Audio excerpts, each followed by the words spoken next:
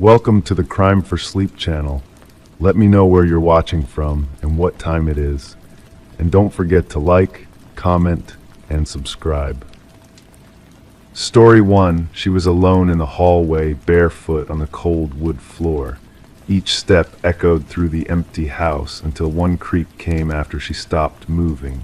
Frozen in place, she leaned down and pressed her ear to the boards. There was breathing underneath. I remember the day I first walked into that house on Oakwood Drive. The late September sunlight filtered through the tall windows, casting long shadows across the hardwood floors that seemed to stretch endlessly before me. Detective Mercer had called me in as a consultant. I'd worked with the department before on cases that required a more specialized perspective.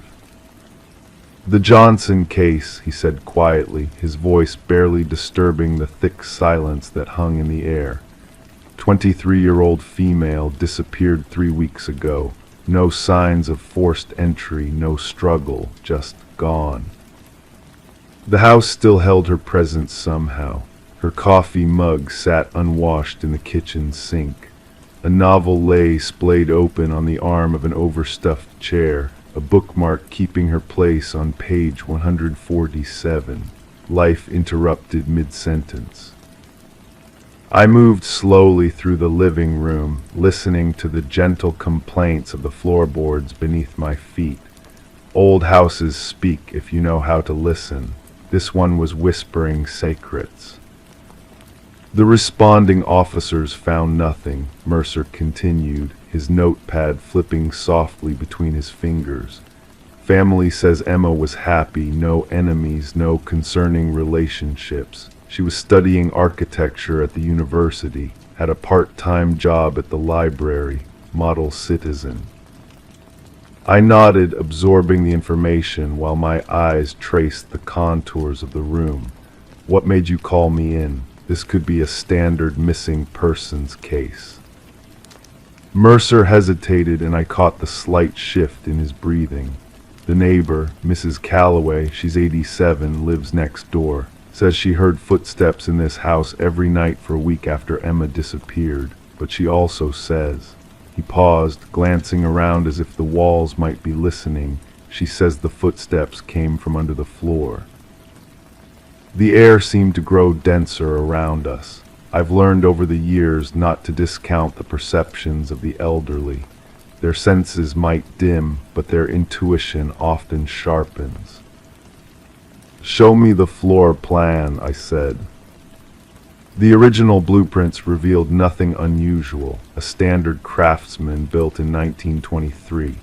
No basement, just a small crawl space for utilities access. But as I studied the faded blue lines, something caught my attention. The dimensions didn't quite add up. The interior measurements were shorter than the exterior by nearly 6 feet along the east wall. "Has anyone checked behind this wall?" I asked, my finger tracing the discrepancy. Mercer shook his head. "We had no cause to tear into the structure. We need more than an old woman's imagination to justify that." I walked to the wall in question, running my palm across its surface. The paint was newer here than elsewhere in the house, perhaps only a few years old, while the rest showed the patina of decades. "Emma moved in 8 months ago," Mercer offered, watching me. "Renting, first time living alone after college." "Who owned the house before the current landlord?" I asked, my ear now pressed against the wall, listening for any anomaly in the acoustic response. "A man named Gareth Preston. Owned it for 30 years before selling it to the current owner, Victor Crane. Preston moved to Florida after his wife died." I nodded, filing away the information as I continued my slow circuit of the house. In the hallway, my feet met cold wood, the varnish worn thin from years of passage. I stopped near the bathroom door, feeling a subtle difference in the floor beneath me. One board gave slightly more than the others. I knelt down, running my fingers along the seam. If you weren't looking for it, you'd never notice the almost imperceptible gap that was wider on one end than the architectural standard. "Do you have a flashlight?" I asked. Mercer handed me his tactical light. I shone it along the edge of the board and caught the faintest glint of metal, a hinge carefully concealed under a layer of stain. "Get me a pry bar," I said quietly. When we lifted the board, the smell hit us first, a damp, earthy odor mixed with something chemical. The narrow space revealed beneath wasn't a crawl space as the blueprints suggested. It was a tunnel shored up with timber supports, disappearing into darkness. Mercer called for backup immediately, his voice a controlled tension that I'd heard many times before. The tunnel would need to be explored, documented, followed to its end, but I already knew what we would find. The investigation unfolded over the next 72 hours. The tunnel led to a small chamber beneath the foundation, roughly 8 feet square, furnished with only a thin mattress and a plastic bucket. The walls were scratched with tally marks, 4 sets of 28 plus 17, 129 days. Emma Johnson wasn't the first. County records revealed that 4 women had disappeared within a 5-mile radius over the past 8 years. All young, all living alone, all cases gone cold when investigations yielded nothing.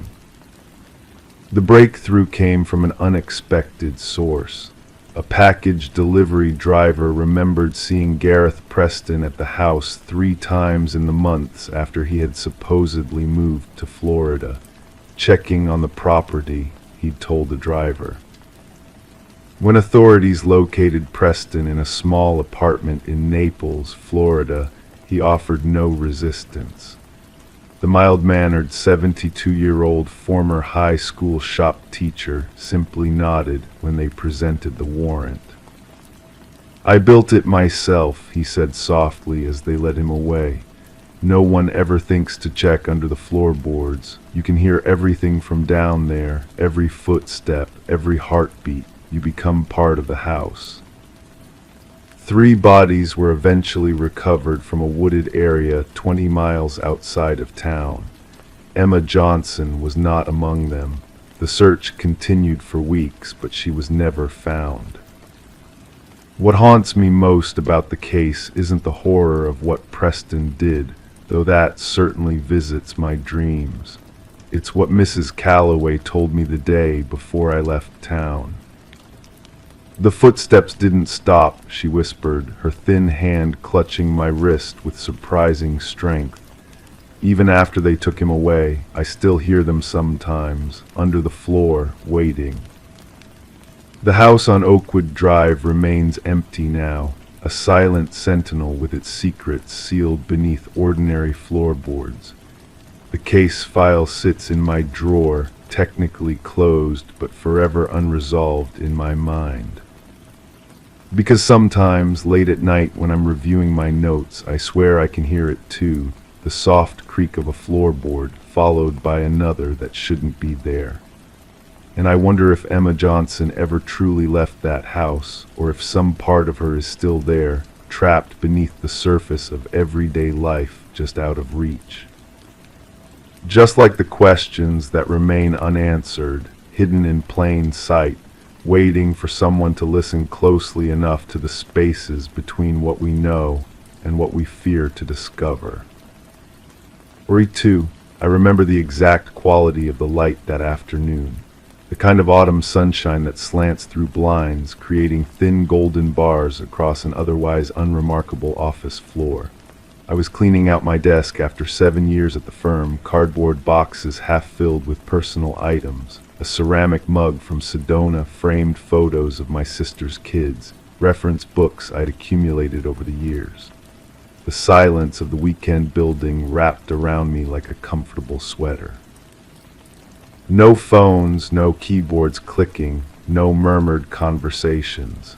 just the occasional distant hum of the elevator and my own methodical movements. The cabinet stood in the corner, a heavy institutional thing made of brushed steel that had been there since before I started. I'd never moved it, never had reason to, but now, as I swept a cloth across the top, I noticed how it sat at a slight angle from the wall, just an inch or so. Nothing anyone would pay attention to unless they were doing what I was doing, saying goodbye to a space. I remember the way the cabinet resisted at first, then yielded with a soft scraping sound against the carpeted floor. Behind it was a thin layer of dust, a forgotten paper clip and something else. A manila folder, unmarked except for a small red dash in the corner. It lay flat against the wall as if it had been deliberately placed there rather than fallen. I picked it up, expecting the weightlessness of an empty folder, but it had heft to it. Substance. I sat at my desk one last time, placed the folder on the cleared surface, and opened it. The first photograph stared back at me with perfect clarity. It showed me walking down my own driveway, hair pulled back, carrying grocery bags. The angle was from across the street, slightly elevated. The second photo, me at my living room window looking out, a coffee mug in hand. The morning light, I could tell it was morning from the way it hit the eastern side of my house, illuminated half my face while leaving the other in shadow. My throat tightened as I turned to the next image. Me asleep on my couch, the blue light of the television washing over my features. The photographer had been inside my home. 23 photos in total. Some from outside, me retrieving mail, gardening in the backyard, walking to my car. Others from inside, cooking in my kitchen, reading in my favorite chair, stepping out of the bathroom wrapped in a towel, hair wet from the shower. The dates were marked in the corner of each image. The surveillance had lasted 3 months, ending just 2 weeks ago. I could hear my heartbeat in my ears now, a steady thudding that seemed to fill the empty office. Behind the stack of photos was a form, single page typed with several boxes checked. At the top, in bold letters, Surveillance Assessment, Subject 7142. Below that, in the same efficient type, Subject Cleared for Re-entry. And at the bottom, a signature, Peterson. My last name, but not my handwriting, not my signature. I have no siblings. My parents are both gone. There is no other Peterson who would have reason to sign this form. I sat very still, the afternoon light continuing its slow journey across my desk.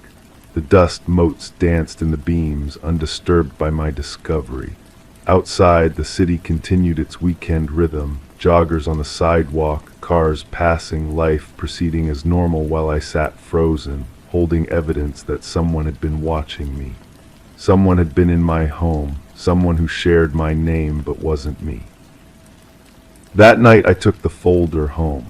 I placed it on my kitchen table and stared at it for hours, poring over each photograph, examining each angle, trying to determine exactly where the photographer had stood, where the cameras might have been hidden.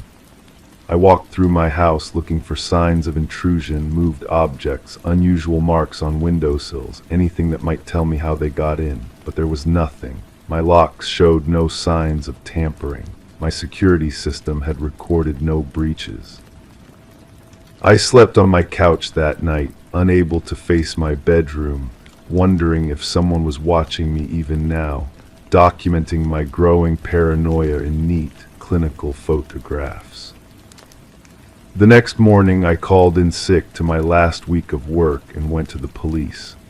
The officer who took my statement was young, with kind eyes and a seemingly genuine concern. He flipped through the photographs, examined the form, and wrote everything down with meticulous care. "We'll look into this, Ms. Peterson," he said, placing the folder in an evidence bag. "In the meantime, do you have somewhere else you can stay?" I went to a hotel, paid in cash, and used a fake name at check-in. For 3 days I barely left the room, ordering room service and watching the door. On the fourth day the police called. They had found nothing. No fingerprints on the folder other than mine. No record of any surveillance operation. No explanation for the signature. It could be a prank, the officer suggested, his voice carrying less conviction than before. A goodbye gift from a colleague with a strange sense of humor. But I knew better. The angles of those photographs, the intimate moments captured, this was no prank. This was something else entirely. I hired a private investigator named Mercer, a former detective with 30 years of experience and eyes that had seen too much. He came recommended by a friend of a friend, someone who promised he was discreet and thorough. Mercer examined copies of the photographs I had made before turning the originals over to the police. He asked questions about my routines, my work, my relationships. He installed new locks on my doors and windows and swept my house for surveillance devices. He found nothing. Whoever did this was professional, he told me, sitting at my kitchen table a week after I'd hired him. The angles, the quality of the images, the lack of detection, this wasn't amateur hour. But why me? I asked, the question that had been circling in my mind since I found the folder. I'm a corporate accountant. I don't have access to sensitive information. I don't have enemies. Mercer's eyes, weathered by decades of human darkness, met mine. Sometimes the why isn't about what you do. Sometimes it's about who you are. The investigation continued for weeks. Mercer traced the paper stock of the folder and form, common, available at any office supply store. He analyzed the printing, standard laser printer, no distinguishing characteristics. He ran background checks on all my colleagues, my neighbors, my ex-partners. Nothing raised any flags. Meanwhile, I changed my routines. I varied my schedule, took different routes to places, checked my rearview mirror constantly for signs of being followed. I bought cameras for my house and monitored the footage obsessively. I jumped at shadows and unexpected sounds. 2 months after finding the folder, I received a letter in the mail. No return address, just my name and address typed on a plain white envelope. Inside was a single sheet of paper with 5 typed words. The assessment phase is complete. I called Mercer immediately. He arrived within the hour, bagging the letter and envelope for analysis. But like everything else, it yielded nothing, no fingerprints, no DNA, no way to trace its origin. That night, as I lay awake in my bedroom, finally having reclaimed it from my fear, I replayed everything in my mind. The photographs, the form, the signature, the letter. What did it all mean? What was this assessment, and why had I been chosen for it? As the first light of dawn filtered through my curtains, a thought occurred to me, a possibility so strange that I had overlooked it entirely. What if the signature wasn't someone impersonating me, but rather another version of me? I remembered a project I had heard whispers about at work, something developing in the research division of our parent company. Something about parallel realities, theoretical physics made practical. Something I had dismissed as corporate rumor and science fiction. That morning I went back to my former office. The security guard recognized me, let me in without question. My old office had already been reassigned to someone else, but the cabinet remained. I moved it again, hoping for another folder, another clue. There was nothing. But as I stood there, I noticed something I had missed before. A small symbol etched into the back of the cabinet, barely visible unless you were looking for it. The same symbol that had been in the corner of the form in my folder. 3 interlocking circles with a line through them. I traced it with my finger, feeling the slight indentation in the metal.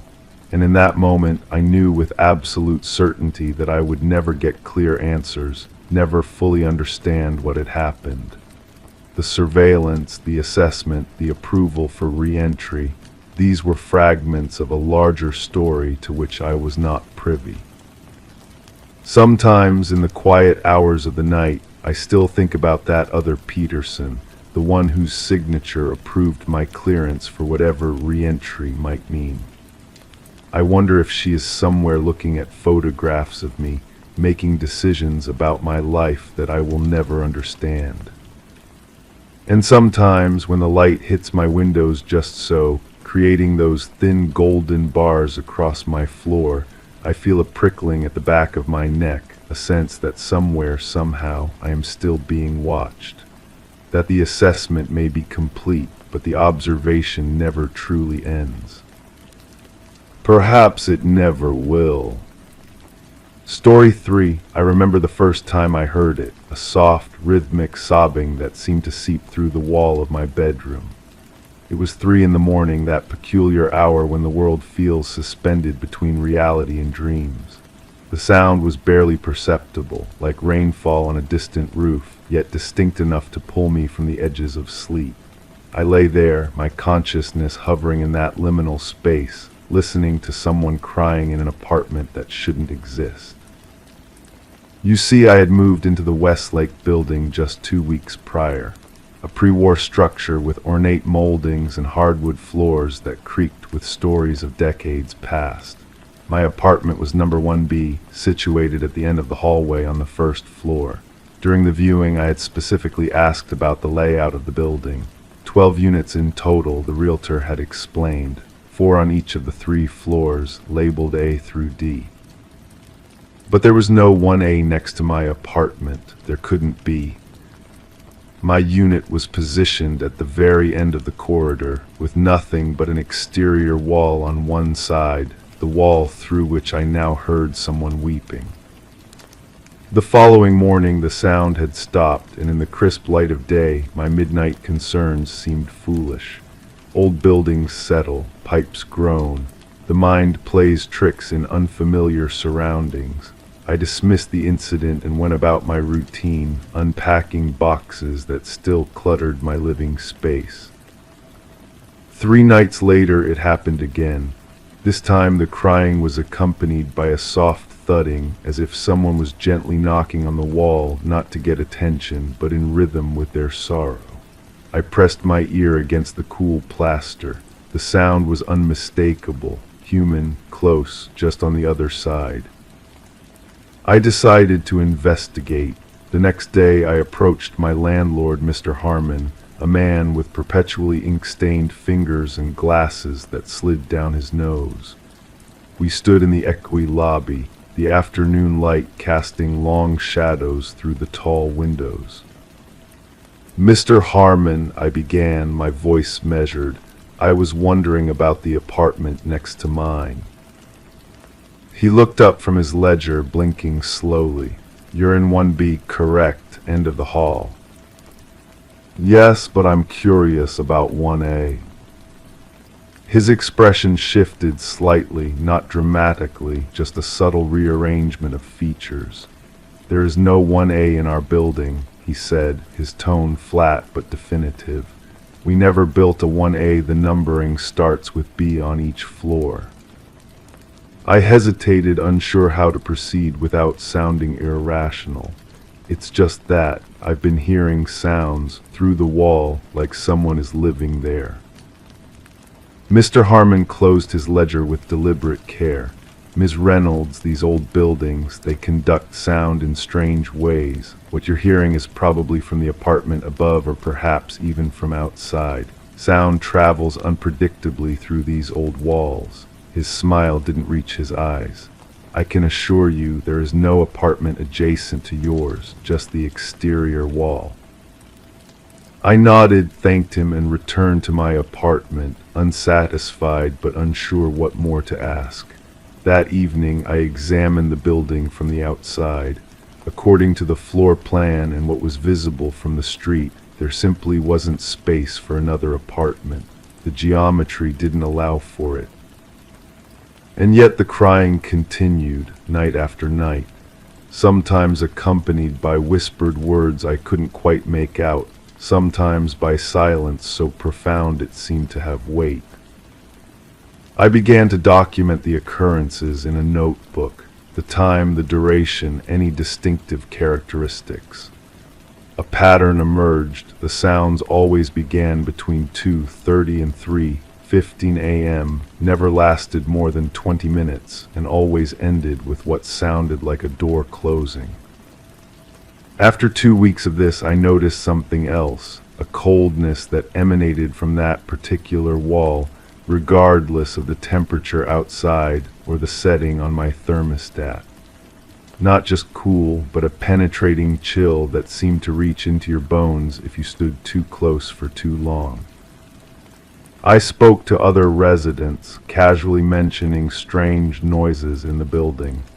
Most shrugged it off with polite disinterest, but Mrs. Chen from 2C looked at me with an intensity that suggested recognition. "When did you start hearing it?" she asked quietly, her fingers tightening around her mailbox key. "About 2 weeks ago," I replied, lowering my voice instinctively. "Do you hear it too?" She glanced toward the stairwell, then back at me. "Not anymore. I moved from the first floor 3 years ago. Apartment 1D, she paused, her expression guarded. "I wouldn't ask too many questions if I were you. Some things in this building, they don't make sense if you think about them too hard." Before I could press further, she extracted her mail and headed upstairs, her footsteps echoing in the marble foyer. That night I couldn't sleep. I lay awake, waiting for the crying to begin, my notebook ready beside me, but there was only silence. Around 2 a.m. I found myself walking the length of the hallway, running my fingers along the wallpaper. The corridor ended at my apartment door just as it should. No hidden passages, no mysterious doorways, just a wall where the hall terminated. I was about to return to my apartment when I noticed something, a slight variation in the pattern of the wallpaper near the floor. Kneeling down, I examined it more closely. The pattern didn't quite match up, as if the paper had been cut and reapplied. I pressed my hand against it and felt a subtle draft. Heart pounding, I returned to my apartment and retrieved a flashlight and a letter opener. Back in the hallway, I carefully inserted the metal edge where I had felt the draft and applied gentle pressure. The wallpaper gave way slightly, revealing what appeared to be a seam. Working methodically, I traced the outline of what could only be described as a door, a small one, no more than 4 feet high. It took nearly an hour of careful manipulation, but eventually I managed to pry it open enough to see that it led to a narrow passageway. The passage was dark and smelled of dust and something else, something older and less definable. My flashlight revealed a corridor that seemed to bend around the exterior of the building, defying the architectural logic I had observed from outside. It couldn't exist in the physical space available, and yet there it was. After about 15 feet, the passage ended at another door, this one full-sized and painted a deep burgundy that had faded to the color of dried blood. There was no knob, just a simple latch, and on the door in tarnished brass numerals that had collected decades of dust, 1A. I stood there, flashlight beam trembling slightly on the numbers as the implications settled over me. Either I had discovered something that defied explanation, or I was in the midst of an elaborate deception, or worse, a delusion. As I contemplated my next move, I heard it again, the soft crying from beyond the door. But this time, without the barrier of my bedroom wall between us, I could make out words interspersed with the sobs. "Please find me, I've been here so long." My hand hovered over the latch. Everything about this situation screamed danger, and yet could I really walk away from someone in distress? What if there was a simple explanation? A hidden apartment, an architectural anomaly, a person trapped or hidden away. I made my decision. With a deep breath, I pressed down on the latch. It gave way with surprising ease, as if recently oiled. The door swung inward slightly, just enough to see a sliver of what lay beyond, a room illuminated by a single lamp with a fringed shade, casting long shadows across wooden floorboards. And there, sitting on the edge of a neatly made bed, was a young woman in clothing that looked at least 50 years out of date. She turned toward the door, toward me, her tear-stained face transitioning from sorrow to relief. "You found me," she whispered. "No one ever finds me." I stepped forward, crossing the threshold into apartment 1A, the apartment that, according to every logical explanation, could not possibly exist. As I did so, I felt a subtle shift, as if the air pressure had changed. The door swung shut behind me with a soft click.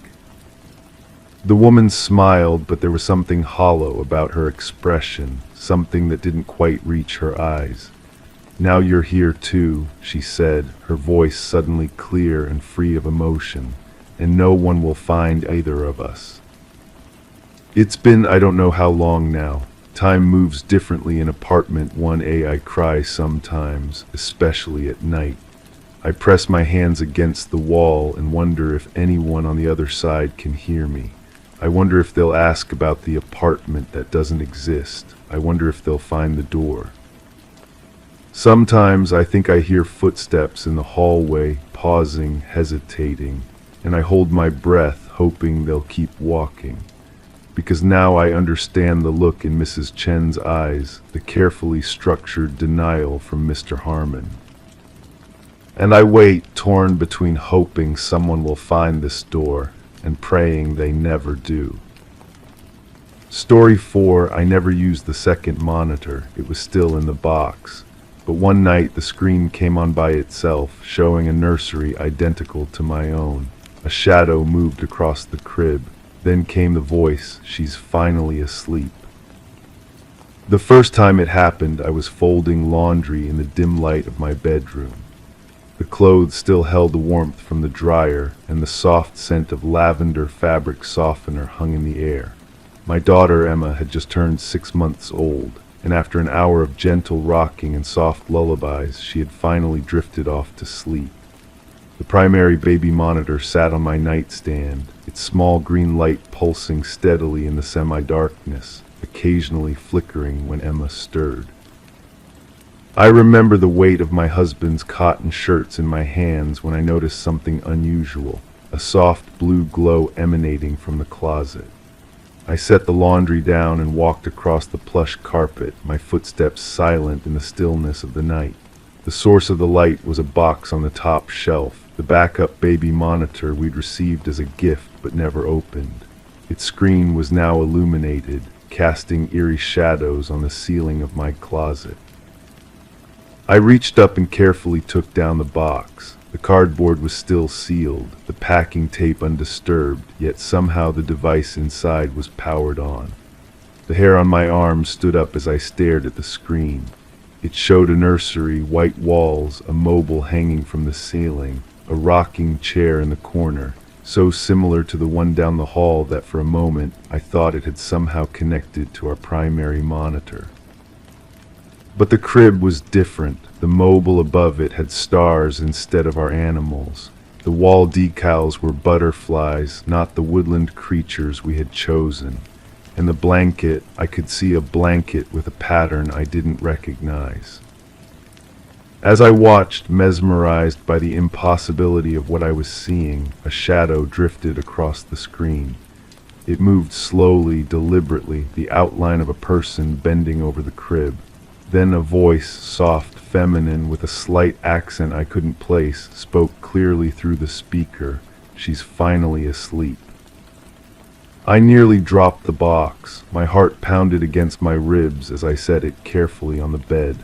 The primary monitor still showed Emma sleeping peacefully, her chest rising and falling with each breath, her nursery empty of any presence besides her own. I turned back to the second monitor, still showing the other nursery, still impossibly active despite being sealed in its packaging. For several minutes I watched both screens, trying to make sense of what I was seeing. The shadow moved again, sitting now in the rocking chair, its features indistinct but unmistakably human. I held my breath, listening for any sound, and was rewarded with the creaking of wood as the unseen figure rocked back and forth. That night I didn't tell my husband, David. He had an important presentation the next morning, and I convinced myself there must be a rational explanation. Perhaps the monitor had somehow connected to another device in our neighborhood, though we lived on 5 acres of land, our nearest neighbor a quarter-mile away. Perhaps it was some strange technical glitch, a crossed signal. I carefully put the monitor back in its box and returned it to the closet shelf, determined to examine it properly in the daylight. But when morning came, bringing with it the comforting normalcy of breakfast preparations and Emma's delighted giggles, the events of the night before seemed dreamlike, improbable. I checked the box. It was sealed just as before, and when I shook it gently, I could hear the components shifting inside, untouched. 3 nights passed without incident. On the 4th night, as a gentle rain tapped against the windows and the house creaked and settled around us, I was awakened at 2:17 a.m. by the same soft blue glow. The second monitor had activated again, this time showing the same nursery but from a different angle. The crib was now visible in its entirety, and I could see a small form beneath the butterfly blanket. The shadow was there again, leaning over, a hand reaching down to adjust the covering. "Sleep tight, my precious one," the voice whispered, and this time I felt a chill run through me that had nothing to do with the cool night air. There was something in that voice, a note of possession, of desperate longing that made my stomach tighten. I took the box down again, examined it more carefully. The seal was intact. I ran my fingers along the edges, feeling for any opening, any sign of tampering, but found none. Yet the screen inside glowed steadily, showing me glimpses of another world, another nursery, another mother and child. After a week of these nocturnal visitations, I finally told David. He listened with the patient, slightly skeptical expression he often wore when I shared my more intuitive concerns. Always the engineer, he took the box and examined it thoroughly, even cutting through the seal to remove the monitor. He turned it over in his hands, inspecting every inch of its plastic casing. "There's no battery," he said finally, his brow furrowed in confusion. "And even if there were, no signal could penetrate a sealed box like this. It's impossible, Kate." Yet that night, after he'd gone to sleep, the blue glow appeared again.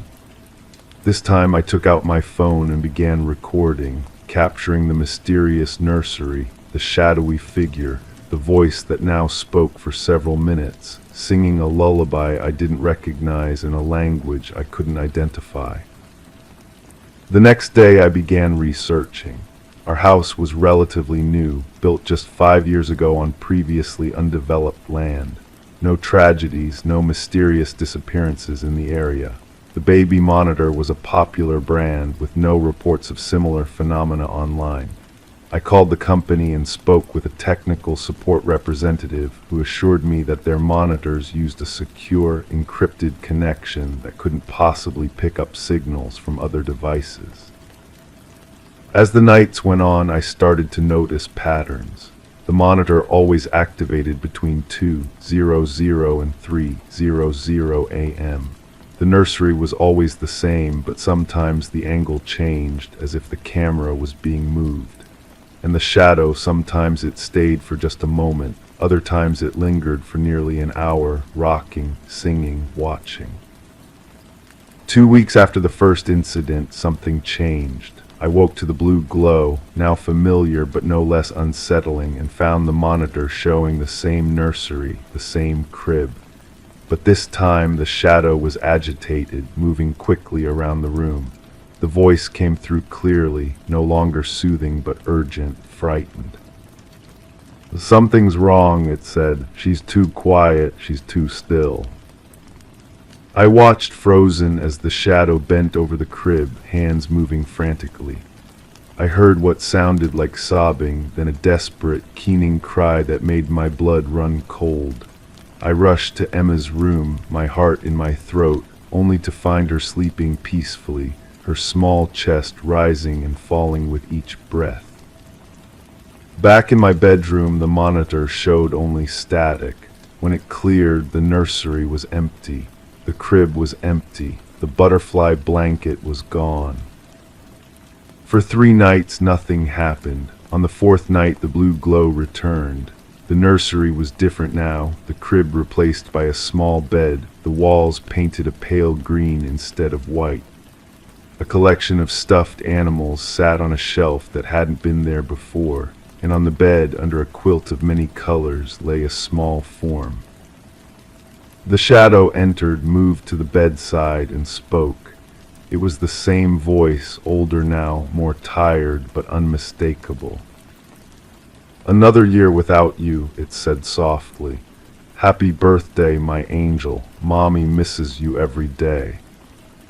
I realized then what I was witnessing, a mother's grief playing out across some impossible connection between our worlds. A child lost too soon.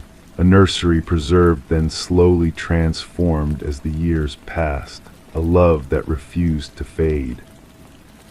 I never learned her name, this other mother who shared her nights with me. I never saw her face clearly, never knew what tragedy had befallen her child. But for 3 years, on random nights that eventually formed a pattern, birthdays, holidays, ordinary Tuesdays when grief must have been too heavy to bear alone, the monitor would glow blue, and I would watch her sit by an empty bed, talking to a child who wasn't there. Detective Morris didn't believe me when I finally went to the police. Neither did the parapsychologists from the university or the electrical engineers who examined our home's wiring and the monitor itself, which remained stubbornly normal under their scrutiny. Even David, who had seen the recordings I had made, eventually suggested that perhaps my maternal anxieties had manifested in an elaborate fantasy. But I know what I saw. I know the weight of that other mother's grief, transmitted somehow across whatever veil separates us from those we've lost. And I know that on the night the second monitor finally went dark for good, I heard her voice one last time, peaceful now, almost happy. "I think I'll see you soon, my darling. Mommy's coming to where you are."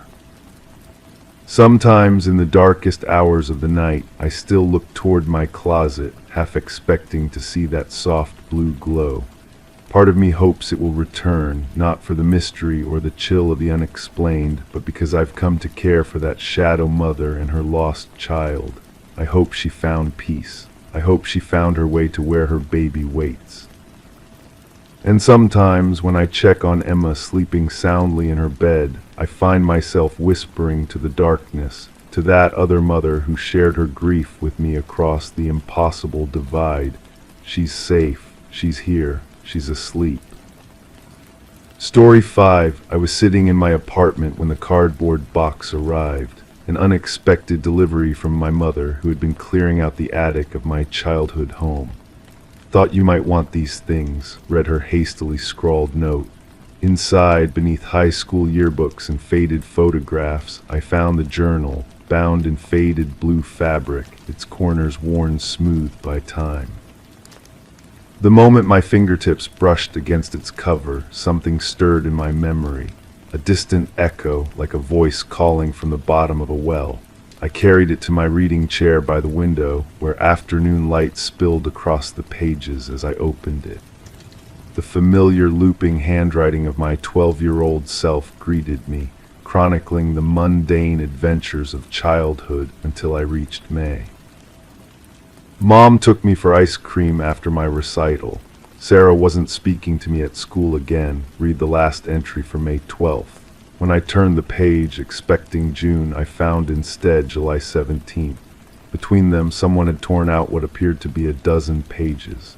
In their place, a single sheet remained, bearing a message in black ink that wasn't mine. Do not ask about June. Do not try to remember. The handwriting was controlled, deliberate, adult. Each letter pressed firmly into the paper, creating indentations visible when I ran my finger across the back of the page. I closed the journal and set it on my coffee table, where it seemed to pulse with a strange energy.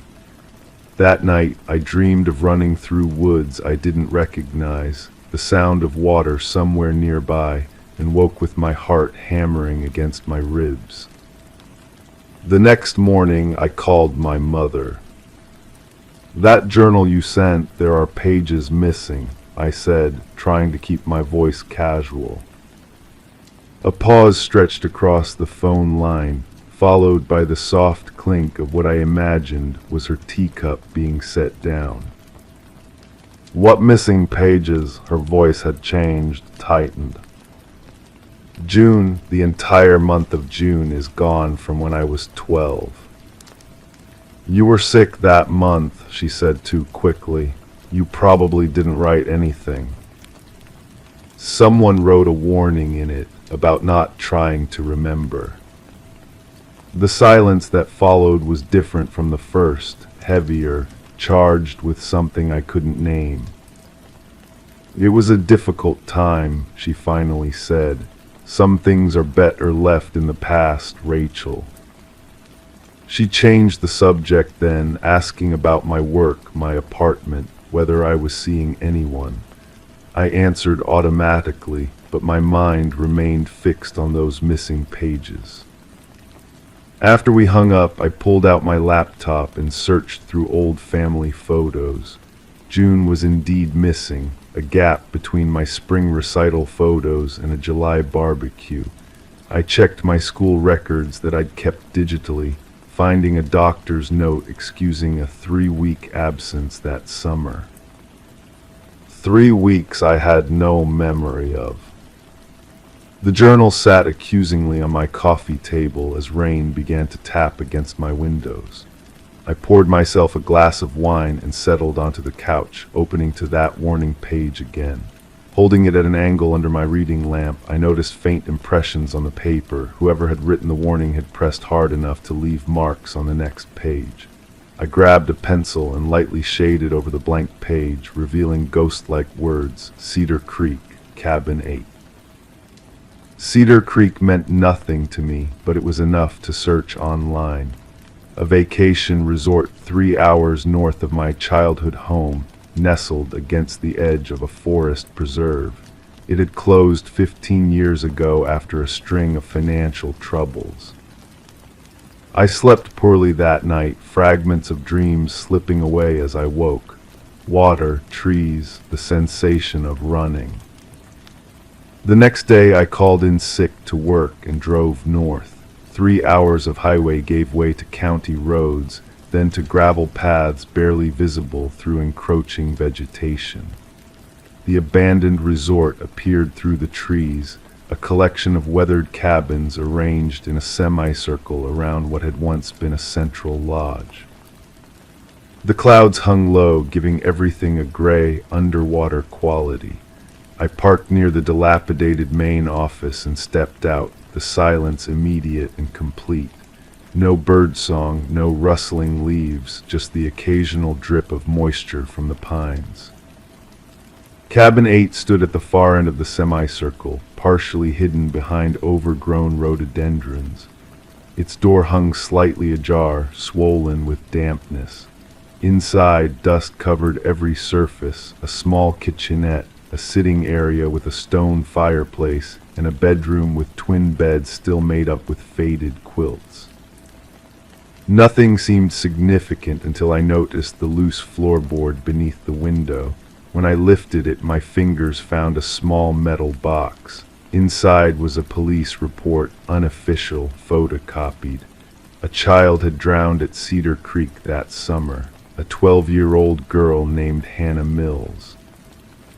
My stomach tightened as I continued reading. Hannah had been staying in cabin 7 with her family. She'd last been seen playing with another girl, described only as a guest from cabin 8 before she disappeared. Her body was found 2 days later, downstream in a collection pool. The report noted that the other child had been unable to provide coherent testimony and appeared traumatized by the events. Names were redacted, but a cold certainty settled over me. I had been that other child. As I sat there cross-legged on the dusty floor, fragments began to surface, not memories exactly, but sensations. The sharp scent of pine needles, laughter echoing across water, a hand slipping from mine. Below the police report was a newspaper clipping. The official ruling had been accidental drowning, but Hannah's parents had contested it, suggesting there had been foul play, that the other child knew more than she was saying. The case was eventually closed without further investigation. The last item in the box was a photograph, 2 girls sitting on a dock, legs dangling above clear water. One was unmistakably me, gap-toothed and sunburned. The other I assumed was Hannah, blonde hair in 2 braids, smiling widely at the camera. We had our arms around each other's shoulders. Friends. I drove back to the nearest town and found a small motel for the night. Sleep wouldn't come, so I spread the contents of the box across the bedspread, trying to piece together what had happened. Why couldn't I remember any of this? Why had someone my parents, I assumed, gone to such lengths to erase this month from my memory? The next morning, I called the only person who might have answers, my childhood therapist, Dr. Marshall. His receptionist seemed surprised when I asked for him, informing me that he had retired 5 years ago but still lived locally. She gave me his address after I explained I was a former patient wishing to thank him. His home was a modest craftsman on a quiet street. When he opened the door, recognition flickered across his face, followed quickly by concern. "Rachel," he said quietly, "I've wondered when you might come back." We sat in his study, surrounded by books and the gentle ticking of an antique clock. I showed him the journal, the warning, what I'd found at Cedar Creek. "Your parents brought you to me after the incident," he explained, choosing his words carefully. "You were experiencing severe dissociative episodes. You couldn't speak about what happened without becoming hysterical." "What did happen?" I asked, my voice barely above a whisper. Dr. Marshall sighed, removing his glasses to clean them with a cloth from his pocket. "You and Hannah had been inseparable that week. According to your initial statements, you'd gone exploring along the creek that afternoon. There was a storm coming and the water was rising. You said Hannah wanted to cross at a narrow point using stepping stones. You didn't think it was safe." He paused, replacing his glasses. "You said she fell, that you tried to reach her, but the current was too strong. But then your story changed. You began saying it was your fault, that you'd pushed her, then that she'd pushed you first, then that a stranger had been there." The room seemed to tilt slightly. "We eventually determined that you hadn't pushed her. That was guilt talking. What troubled your parents was your inability to settle on what had actually happened. The stress was causing you to create and recreate the event. So they decided to make me forget." "Not exactly. I recommended a form of focused therapy to help you process the trauma without becoming overwhelmed by it. Your parents took a different approach. They removed all reminders of that summer. They never spoke of it again. I warned them that repression wasn't the answer, but they were desperate to see you whole again." As he spoke, something strange was happening. Images were forming in my mind, not memories returning, but rather spaces where memories should be, negative impressions like the indentations on paper. I think I need to go back there, I said finally, to the creek. Dr. Marshall seemed troubled. Rachel, sometimes the mind protects us for a reason. I need to know what happened to Hannah. The next day dawned gray and misty as I parked again at Cedar Creek Resort. This time I followed a narrow path behind the cabins, leading down toward the sound of water. The creek had swollen with recent rains, churning brown and restless between its banks. As I walked alongside it, the trees seemed to press closer, their branches forming a canopy that filtered the light into dappled patterns on the ground.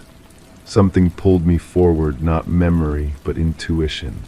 After half a mile, the path opened to a wider section of the creek, where large, flat stones created a natural crossing point. I stood there watching the water rush around the stones, some of which were now submerged. The mist had thickened into a light rain, beating on my jacket and hair. And then it came, not in a flash, but in gentle waves, Hannah laughing, daring me to race her across. The first drops of rain, her foot slipping on a wet stone, my hand reaching out, catching her sleeve, holding her for one desperate moment before the fabric tore away. Her eyes not afraid at first, but surprised, then the fear coming as the current pulled her under. Me frozen in place, watching the water take her. Not pushing, not helping, just watching, paralyzed by a fear so complete it had erased itself from my mind. I sank to my knees in the wet earth, rain mixing with tears on my face. Not murder, not heroism, just the terrible, ordinary tragedy of a moment's hesitation.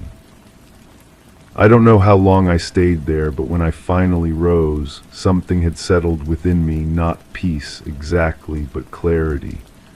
I walked back to my car with steady steps, the journal clutched against my chest. That evening I called Hannah's parents. They still lived in the same town, her mother's voice tentative when she answered. I told her who I was, expecting anger or accusations. Instead, there was a long silence, then a soft exhale. "We've been waiting for this call for 20 years, she said. We talked for hours about Hannah, her love of horses, her collection of seashells, how she'd wanted to be a marine biologist, about that day at the creek, about how her parents had eventually accepted the accident for what it was, but had always wondered what I remembered. "We never blamed you," her mother said finally. "You were just children, both of you." Before hanging up, we made plans to meet. They wanted to show me Hannah's things, to share the daughter they'd lost with the girl who'd been her last friend. The journal sits open before me now as I write this final entry, not in the empty space where June once was, but on a new page at the very end. A record not of what was lost, but of what was found again. The warning remains, do not ask about June, do not try to remember. But some things demand to be remembered, no matter how painful. Some stories need to be told, not to ease guilt or assign blame, but simply to acknowledge that they happened, that they mattered, that they changed us. And so I remember June, I remember Hannah. I remember the girl I was and the woman I became because of what I couldn't face. Some pages may be missing, but the story continues nonetheless. Story 6. I still remember the first time Dorothy Mellark called me. Her voice trembled like autumn leaves in a gentle breeze, not the violent shaking of immediate terror, but the persistent, quiet tremor of someone who has been afraid for far too long. "Detective Hanson," she said, "I need someone who won't think I'm crazy." I've been a private investigator in the quiet suburbs of Oakwood for 15 years. After a decade with the police department, I'd seen enough to know that reality is often stranger than what most people are willing to believe. The official record rarely captures the true strangeness of human experience. "There's a door in my house that shouldn't be there," Dorothy continued. "It appeared 3 days ago." I felt that familiar coolness spread across my skin, the sensation that has guided me through dozens of cases. Not quite intuition, not quite logic, but something in between. "I'll be there in 30 minutes, I told her, already reaching for my worn leather notebook. Dorothy lived in one of those pre-war colonials that dotted the north side of town, white siding, black shutters, a porch with wicker furniture that looked like it hadn't been used in years. The November air carried the scent of wood smoke and impending snow as I parked along the curb. Dry leaves skittered across her lawn, collecting against the foundation of the house. Dorothy was in her 60s, with silver hair cut in a practical bob and eyes that seemed to constantly reassess their surroundings. Her hands never stopped moving, straightening a picture frame, adjusting the collar of her cardigan, smoothing invisible wrinkles from her slacks. "It's upstairs," she said, not bothering with pleasantries. "I've lived in this house for 32 years. The upstairs hallway has always ended at the bathroom, always." I followed her up carpeted stairs that creaked softly beneath our weight. The house had that particular stillness of places that have been lived in by the same person for decades, everything in its place, the air heavy with routine. The upstairs hallway was narrow, with 3 doors spaced evenly along one side, 2 bedrooms and a linen closet, Dorothy explained, and the bathroom at the end. Except now there was another door on the right, just before the bathroom. "That's it," she whispered.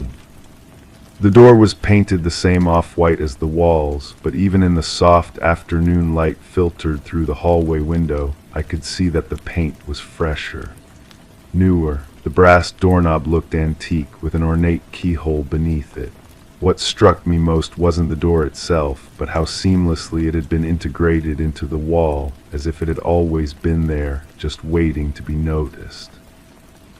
"Have you opened it?" I asked, running my fingers along the frame. The paint felt tacky, not fully dried. "I tried," Dorothy said. "It's painted shut, and there are nails, look." She was right. Small nail heads dotted the perimeter of the door, barely visible unless you were looking for them. "Who else has been in the house recently?" I asked, taking out my notebook and a pen that scratched softly against the paper. "No one, well, except Martin from the gas company who checked the furnace last week, and my daughter Elaine visits every Sunday." I made notes, feeling the weight of the pen between my fingers. "And when exactly did you first notice the door?" "Monday morning, I got up to use the bathroom, and there it was. At first, I thought I was still dreaming." Dorothy's hands twisted together. "By afternoon, I convinced myself it had always been there and I'd somehow never noticed it. But that's impossible. I've cleaned this hallway thousands of times." I nodded, not dismissing her fears. In my experience, people know their own homes. If Dorothy said the door was new, I believed her. "Do you mind if I try to open it?" She hesitated, then nodded. I took out my pocket knife and carefully ran it along the seam where the door met the frame, breaking the seal of paint. The sound was satisfying, a soft crackle as decades-old paint gave way. Next, I used the small pliers on my multi-tool to extract the nails one by one.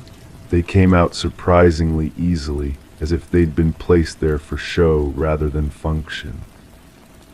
The entire time I felt Dorothy's eyes on me, watching with a mixture of dread and curiosity. The hallway had grown darker as afternoon faded into evening, and neither of us had moved to turn on a light. When the last nail came free, I placed my hand on the doorknob. It was cold to the touch, colder than it should have been. "Ready?" I asked. Dorothy didn't answer, but she took a step back.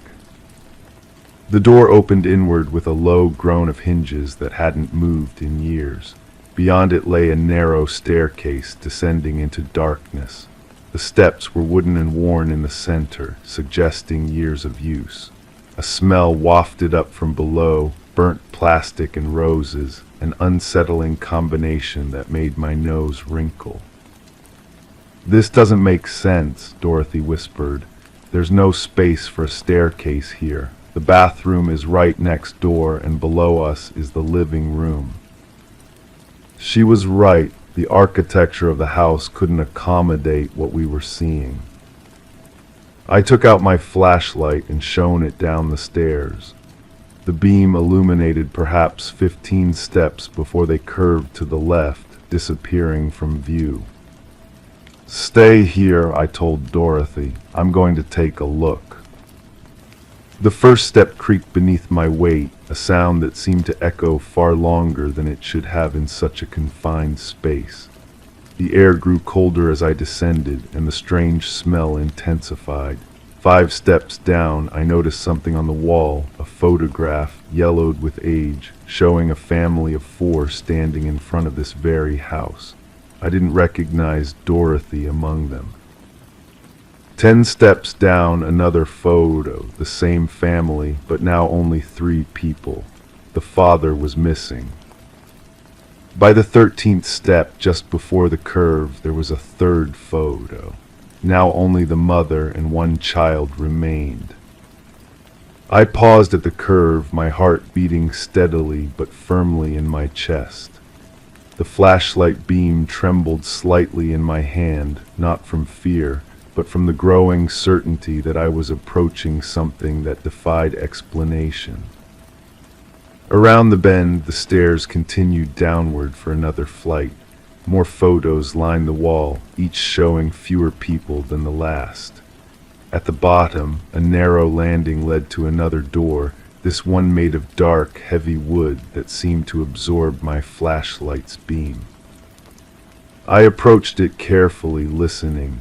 From behind the door came a soft sound, rhythmic like breathing or perhaps gentle tapping. I placed my hand on the doorknob. "Detective Hanson," Dorothy's voice called from the top of the stairs, sounding much farther away than she should have. "Are you all right?" "I'm fine," I called back, though my voice sounded muffled in the close air of the stairwell. "There's another door down here." Before she could respond, I turned the knob and pushed the door open. The room beyond was small and circular, its walls lined with shelves. On each shelf sat dozens of identical glass jars, and in each jar was what appeared to be a small, pulsing light, some bright white, others dimmer, some with a bluish tinge, others amber. The tapping sound came from these lights, gently bumping against the glass, like fireflies seeking escape. In the center of the room stood a desk, and at the desk sat a man with his back to me.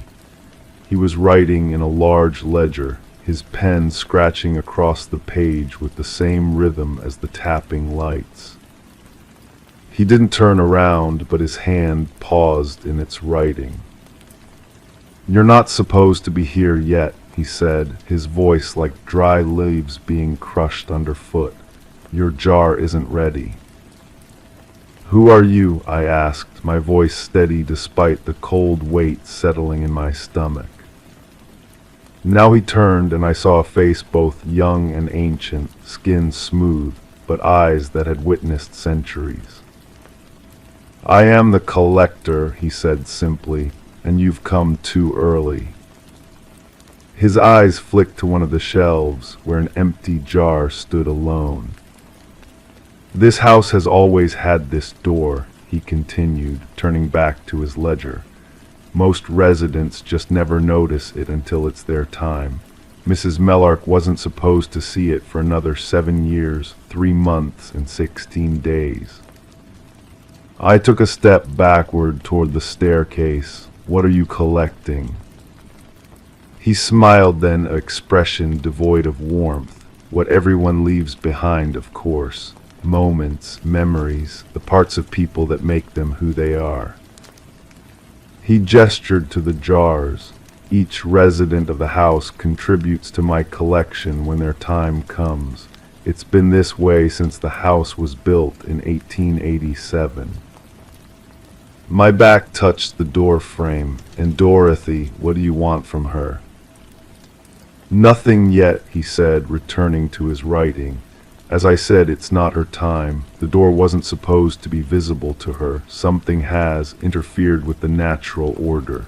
His pen paused again. Perhaps it was you, Detective Hanson. You have a habit of seeing things that should remain hidden. I felt a chill that had nothing to do with the temperature of the room. You should leave now, the collector said without looking up.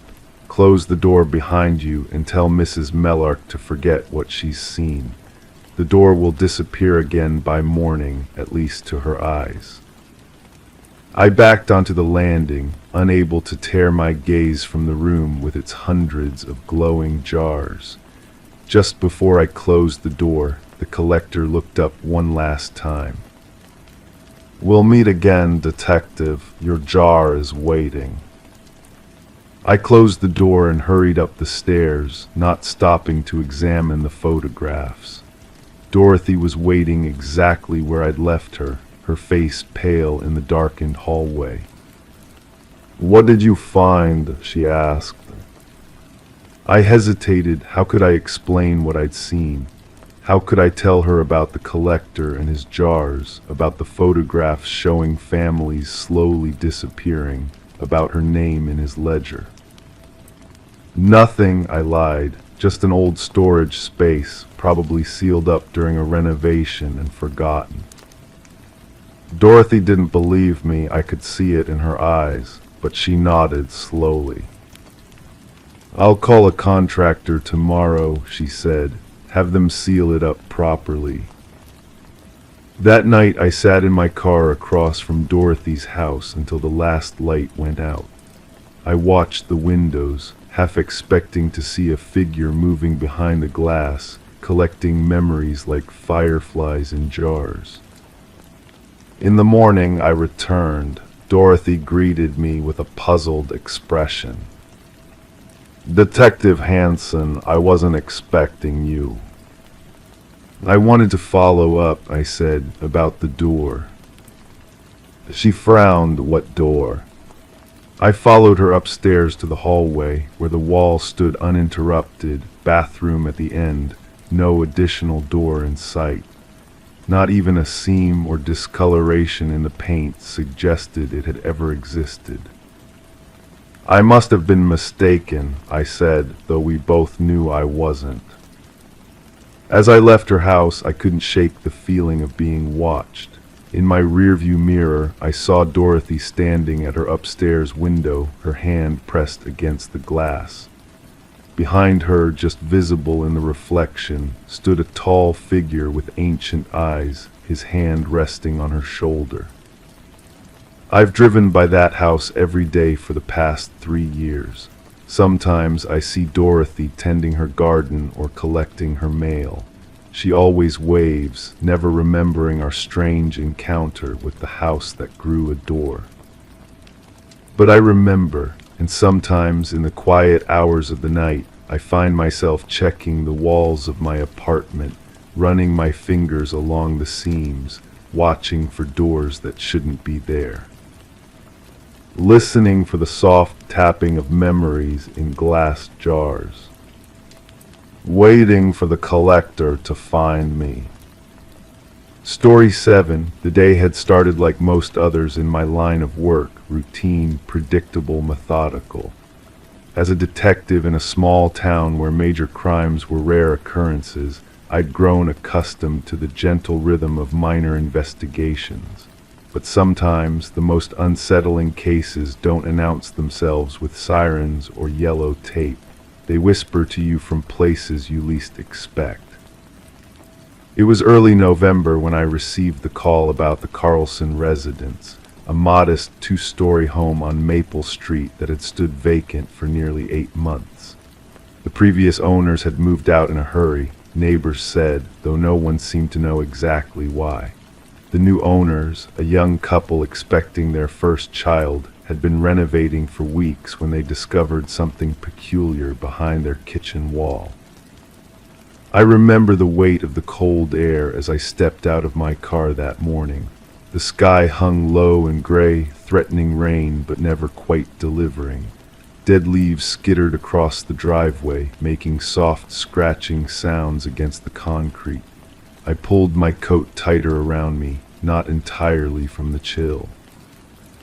Detective Morgan, the plumber, greeted me at the door, his expression caught between professional detachment and unease.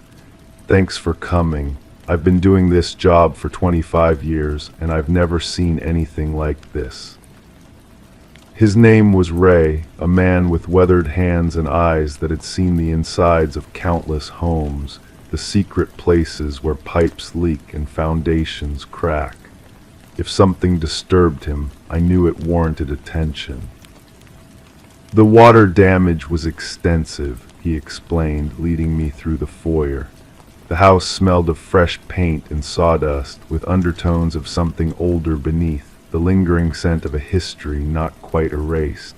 I told the new owners we needed to open up the kitchen wall to find the source.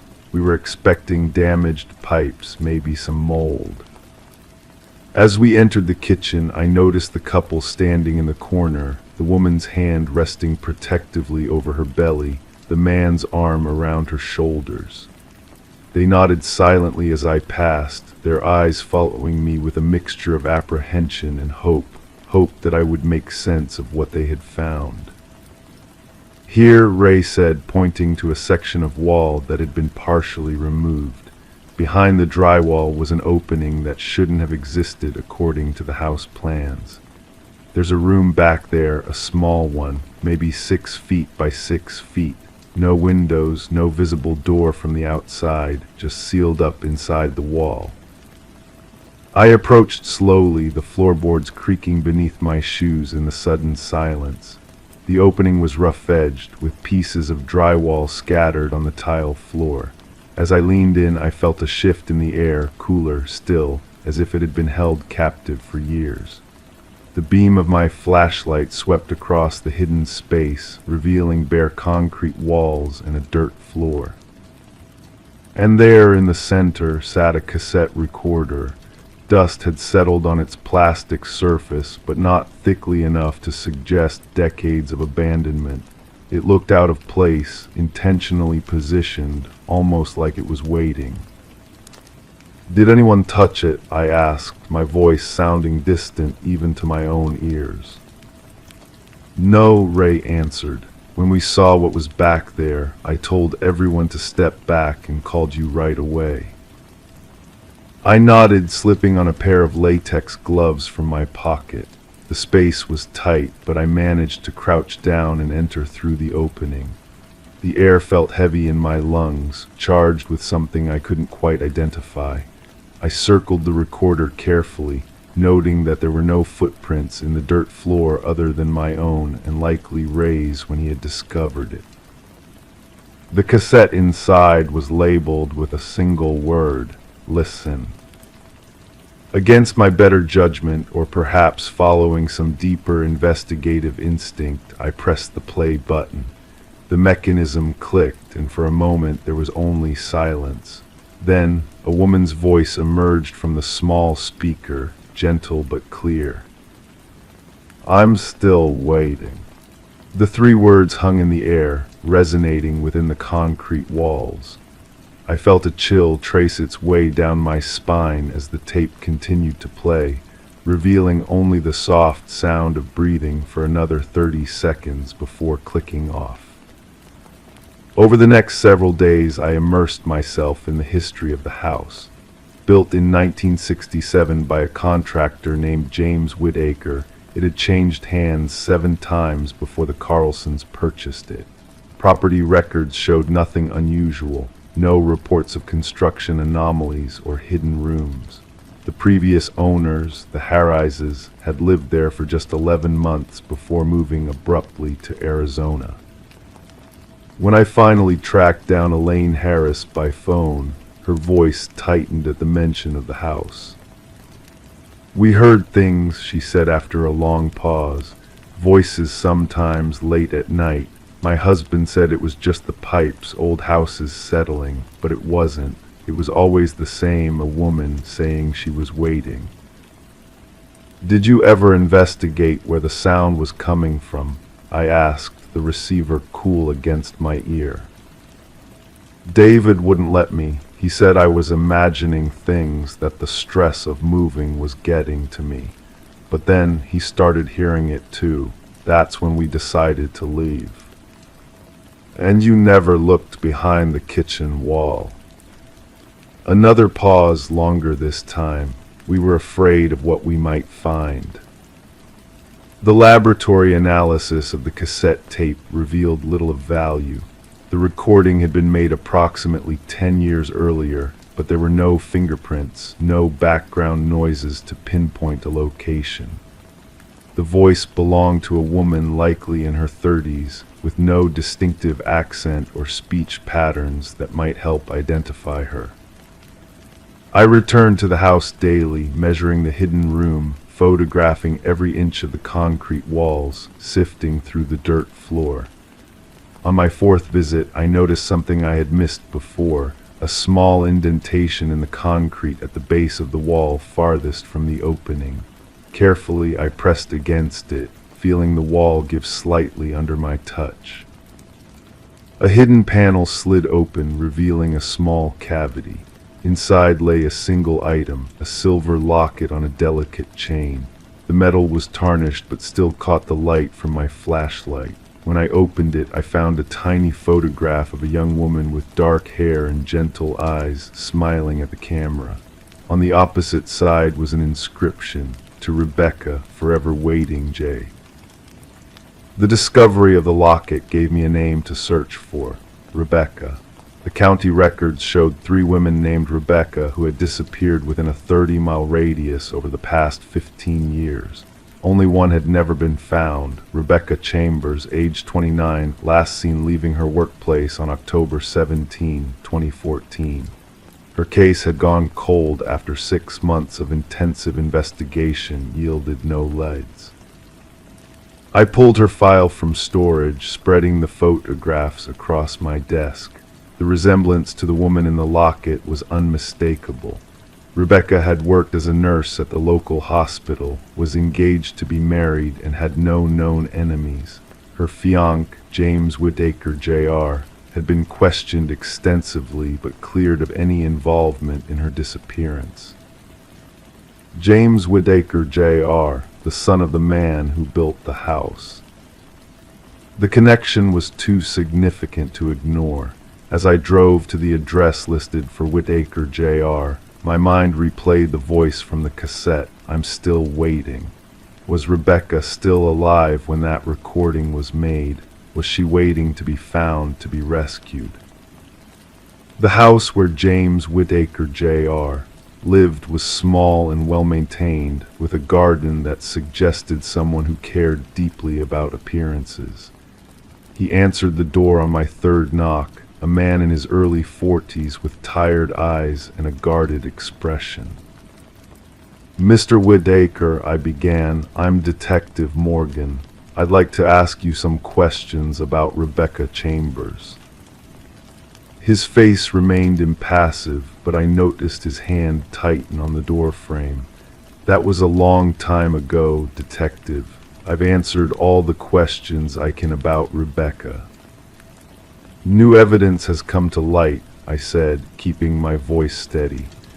"We found a hidden room in a house your father built. Inside was a cassette recorder with a message we believe might be from Rebecca."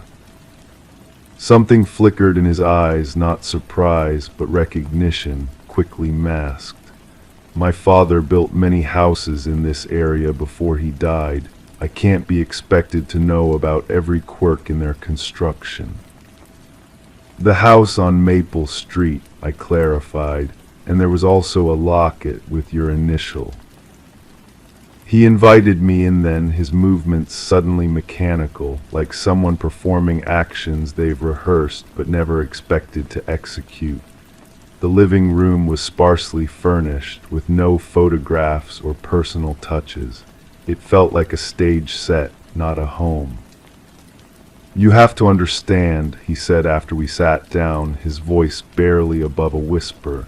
"I loved her. I would have done anything for her, but she was leaving me." "For who?" I asked, though I already suspected the answer. "My father." His laugh was hollow, devoid of humor. "She met him when I brought her to a family dinner. 3 weeks later, she gave me back the ring, said she had found her soulmate in my own father." The pieces began to align in my mind, a picture forming that turned my stomach. "So you confronted her?" "I just wanted to talk," he insisted, eyes fixed on some middle distance. "I asked her to meet me at the house my father was building. I thought if she saw the work he did, how similar we were, she might reconsider." "But she didn't." "She laughed at me, said I would never be half the man my father was." His hands trembled slightly as he spoke. "I didn't mean to push her. She fell, hit her head on the concrete. When I realized she wasn't breathing, I panicked."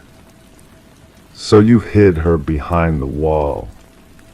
He nodded slowly. "My father was away for 2 days. I sealed up the room, made it look like it had never existed. When he came back, the drywall was up, the kitchen nearly finished. He never knew." "And the cassette recorder?"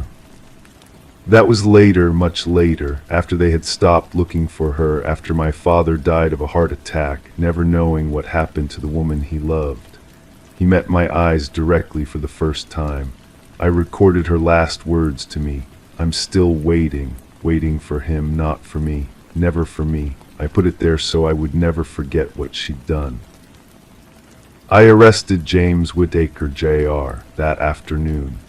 The forensic team recovered Rebecca's remains from beneath the dirt floor of the hidden room, confirming what I had already suspected. After 10 years, she would finally be laid to rest, no longer waiting behind the wall. As I completed the paperwork on the case, I couldn't help but listen to the cassette one more time.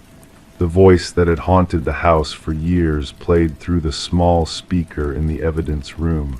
"I'm still waiting." But now, in the context of what I knew, the words carried a different weight. They weren't a plea for rescue, but a final rejection, a woman declaring her choice, unaware that those words would become her epitaph. Sometimes the most chilling aspect of true crime isn't the act itself, but the ordinary emotions that drive it: love, jealousy, rejection. The thin line between passion and obsession, and how easily a life can be sealed away, reduced to a voice behind a wall, waiting to be heard. Story 8. It was tucked inside the drawer of her new nightstand, a small, rusted key with a tag that read, "Don't." She had no idea what it opened until she found a trapdoor under the guest bed. The lock fit perfectly. What was below wasn't empty, and it wasn't new. I still remember the weight of the case file in my hands that first morning. The manila folder was thicker than most, the edges worn from countless hands before mine. Detective Harriman had placed it on my desk with a quiet sigh, his weathered fingers lingering on the cover for just a moment too long. Sarah Reeves, 34, found something in her new home that someone didn't want found, he said, his voice a low rumble in the quiet office. The early morning light filtered through dusty blinds, casting long shadows across my desk. She bought the place 3 weeks ago, historic home in Mapleton District, good neighborhood, quiet street. I opened the file slowly, the pages whispering against each other. The first photograph showed an ordinary suburban house, 2 stories, white trim, a small front porch with a swing. Nothing remarkable, nothing that hinted at what waited inside.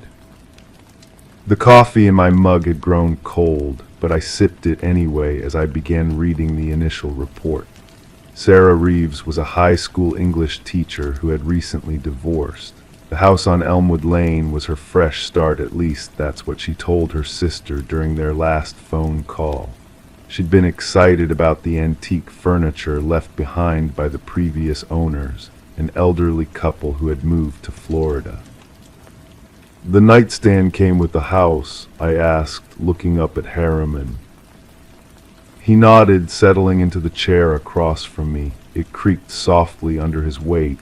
Most of the furniture did. Previous owners were downsizing. Sarah liked the vintage pieces, thought they had character. Character, that word hung in the air between us as I turned to the next page. The photographs now showed the interior, a cozy living room with a stone fireplace, a kitchen with original 1930s cabinetry, and a guest bedroom with faded floral wallpaper. The bed had been moved aside in this image, revealing a rectangular outline in the hardwood floor. The trapdoor wasn't mentioned in any house inspection, Harriman continued, his finger tapping lightly on the photograph. Not uncommon in these older homes, root cellars, storage spaces, but they're usually disclosed. I studied the close-up of the trapdoor. It was small, maybe 3 feet by 2 feet, with a simple iron ring and a keyhole that looked as ancient as the house itself. The wood around it was darker than the rest of the floor, as if it had been treated differently or replaced at some point. "And the key fit," I murmured, more to myself than to Harriman. "Like it was waiting for her." The room felt colder suddenly. I could almost hear the soft click of that lock turning, the groan of hinges that hadn't moved in years. In my mind, I saw Sarah Reeves kneeling on her guest room floor, curiosity overcoming the warning on that small paper tag. The next series of photographs documented what she found. A narrow wooden ladder descended about 8 feet into darkness. The space below was surprisingly large, approximately 10 feet square, with walls of bare earth and stone. A single light bulb hung from a cord, illuminating what had once been hidden.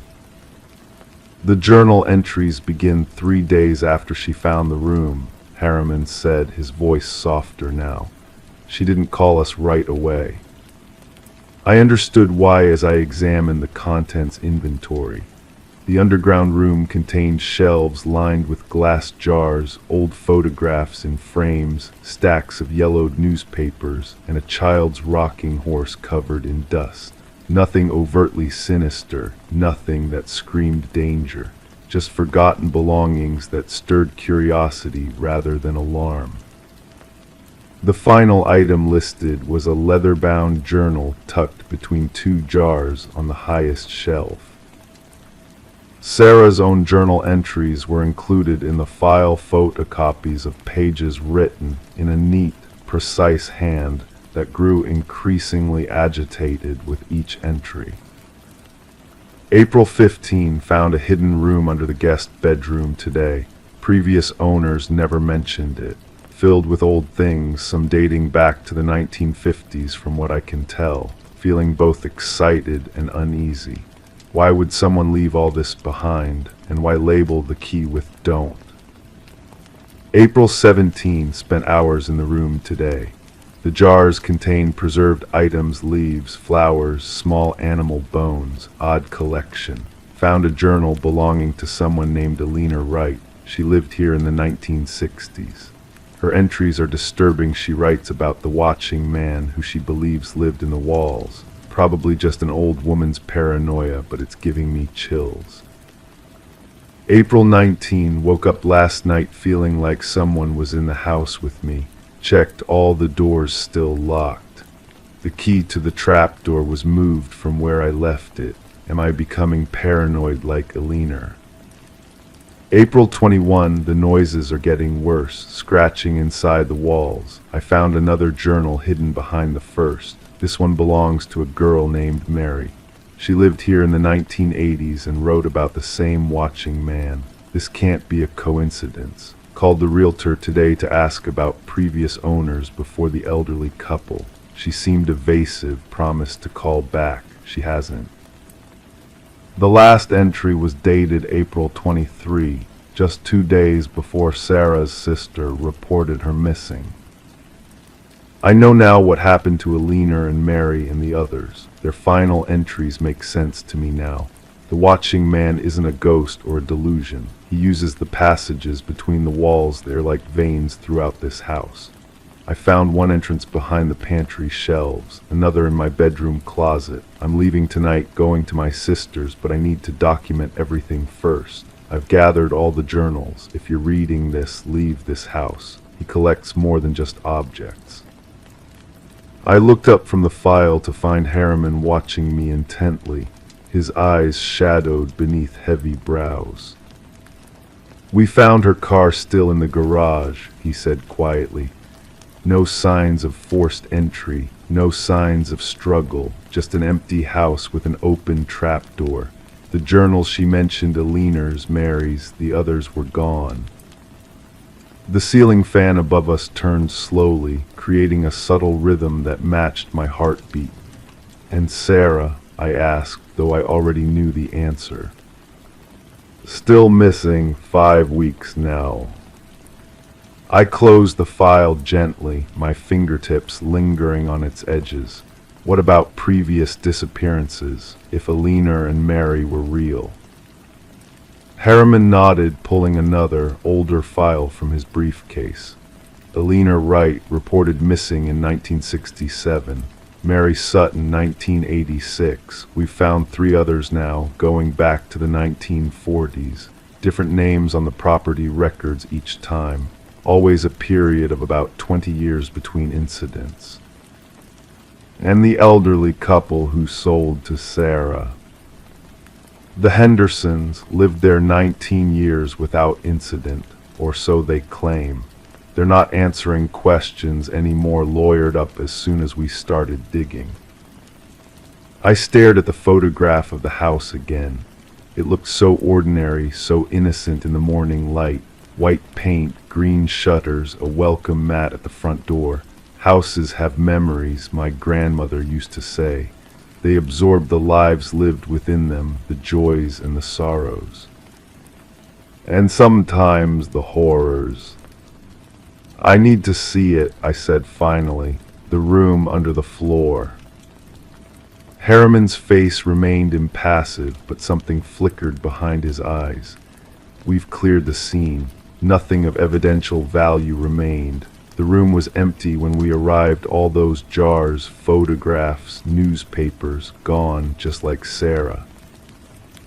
The silence between us felt heavy, meaningful. I understood what wasn't being said. You went down there yourself, I asked. He nodded once, his jaw tight. I did. And Harriman stood slowly, his chair scraping against the floor.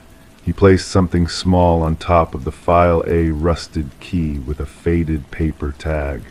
The single word was barely legible now. Don't. The house is vacant again, he said quietly.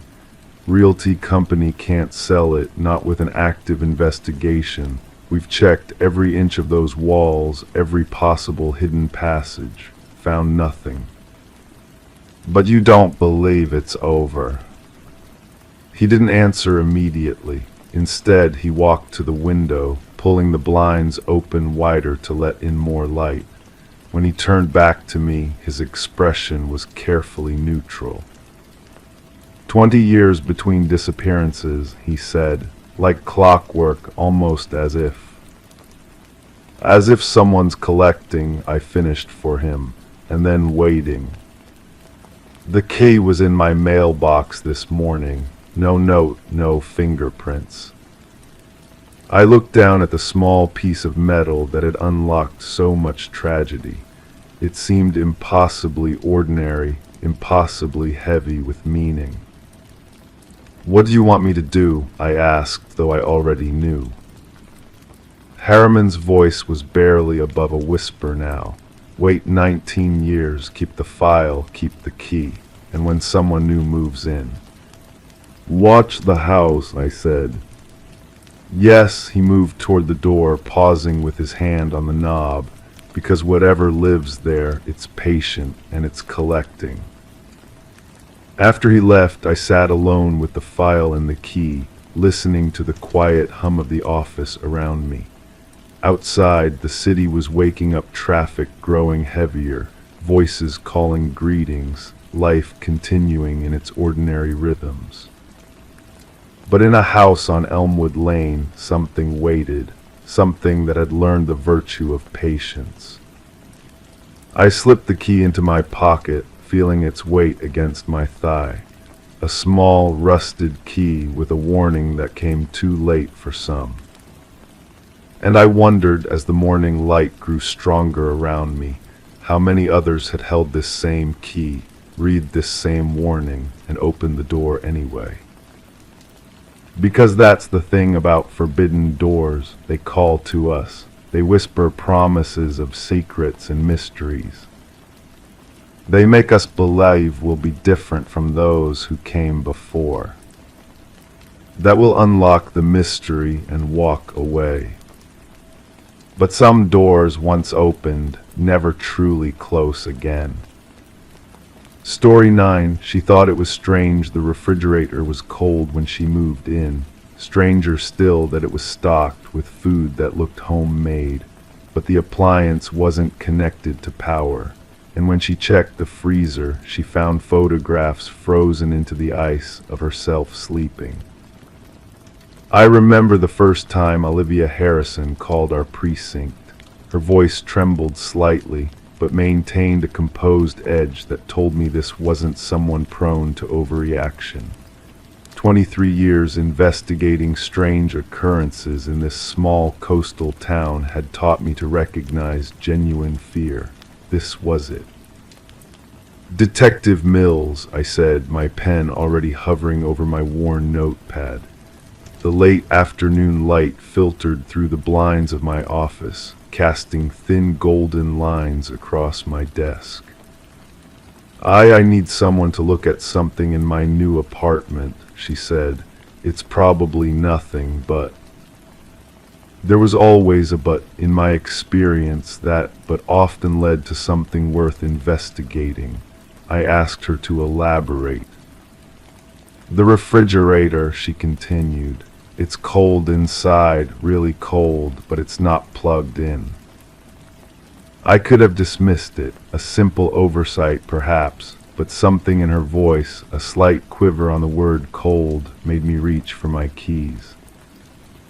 The drive to the Sandpiper Apartments took 15 minutes through streets lined with oak trees whose shadows danced across my windshield.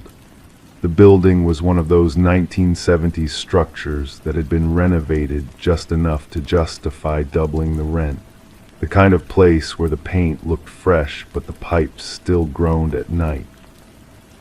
Olivia met me at the door of apartment 212. She was in her early 30s, with dark hair pulled back in a practical ponytail and eyes that darted nervously toward her kitchen. "I moved in 3 days ago," she explained as I followed her inside. The apartment was empty except for a few appliances the landlord said came with the place. The refrigerator was one of them. The kitchen was small but functional, with white countertops and generic cabinets. The refrigerator stood against the wall, a standard model, white, unremarkable. Nothing about it suggested anything unusual, except for the fact that its power cord lay coiled on the floor behind it, clearly unplugged. "Have you plugged it in since discovering this?" I asked, crouching to examine the outlet. "No, I was afraid to touch anything after." Her voice trailed off as she opened the refrigerator door. The interior light didn't come on, of course it wouldn't, but the compartments were noticeably cold. Not just cool, but genuinely refrigerator cold.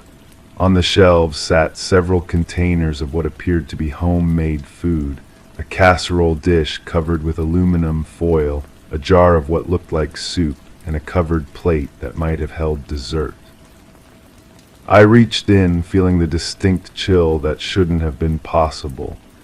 My breath didn't fog in front of me, but the temperature difference between the kitchen and the refrigerator interior was unmistakable. "And the freezer," I prompted. Olivia hesitated, then slowly pulled open the upper compartment.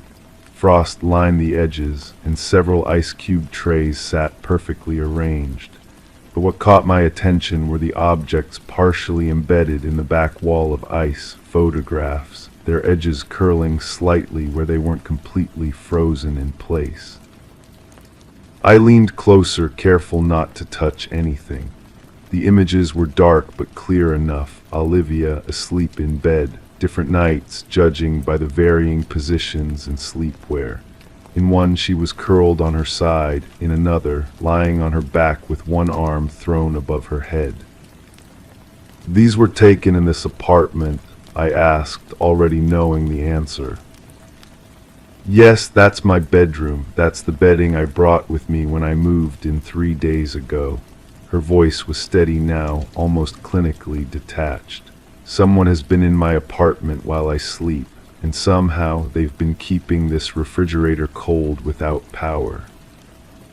I straightened up, closing the freezer door gently. "Do you live alone?" "Yes, I just moved to town for a new job at the hospital. I don't know anyone here yet."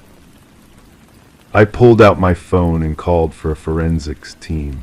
While we waited, I asked Olivia to walk me through the apartment. It was sparsely furnished with items she'd brought from her previous home.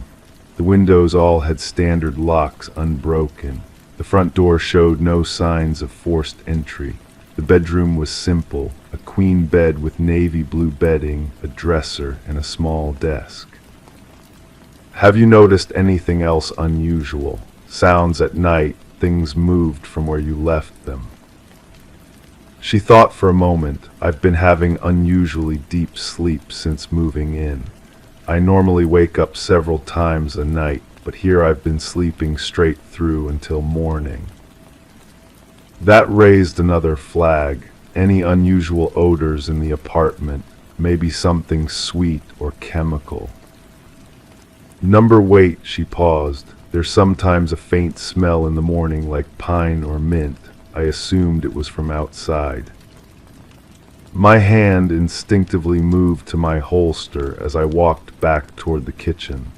"Do you have somewhere you can stay tonight?" The forensics team arrived 20 minutes later. They photographed everything before carefully removing the food containers and the frozen photographs. The technical examination of the refrigerator revealed no hidden power source, no batteries, no explanation for its impossible chill. The photographs were carefully extracted from the ice and placed in evidence bags.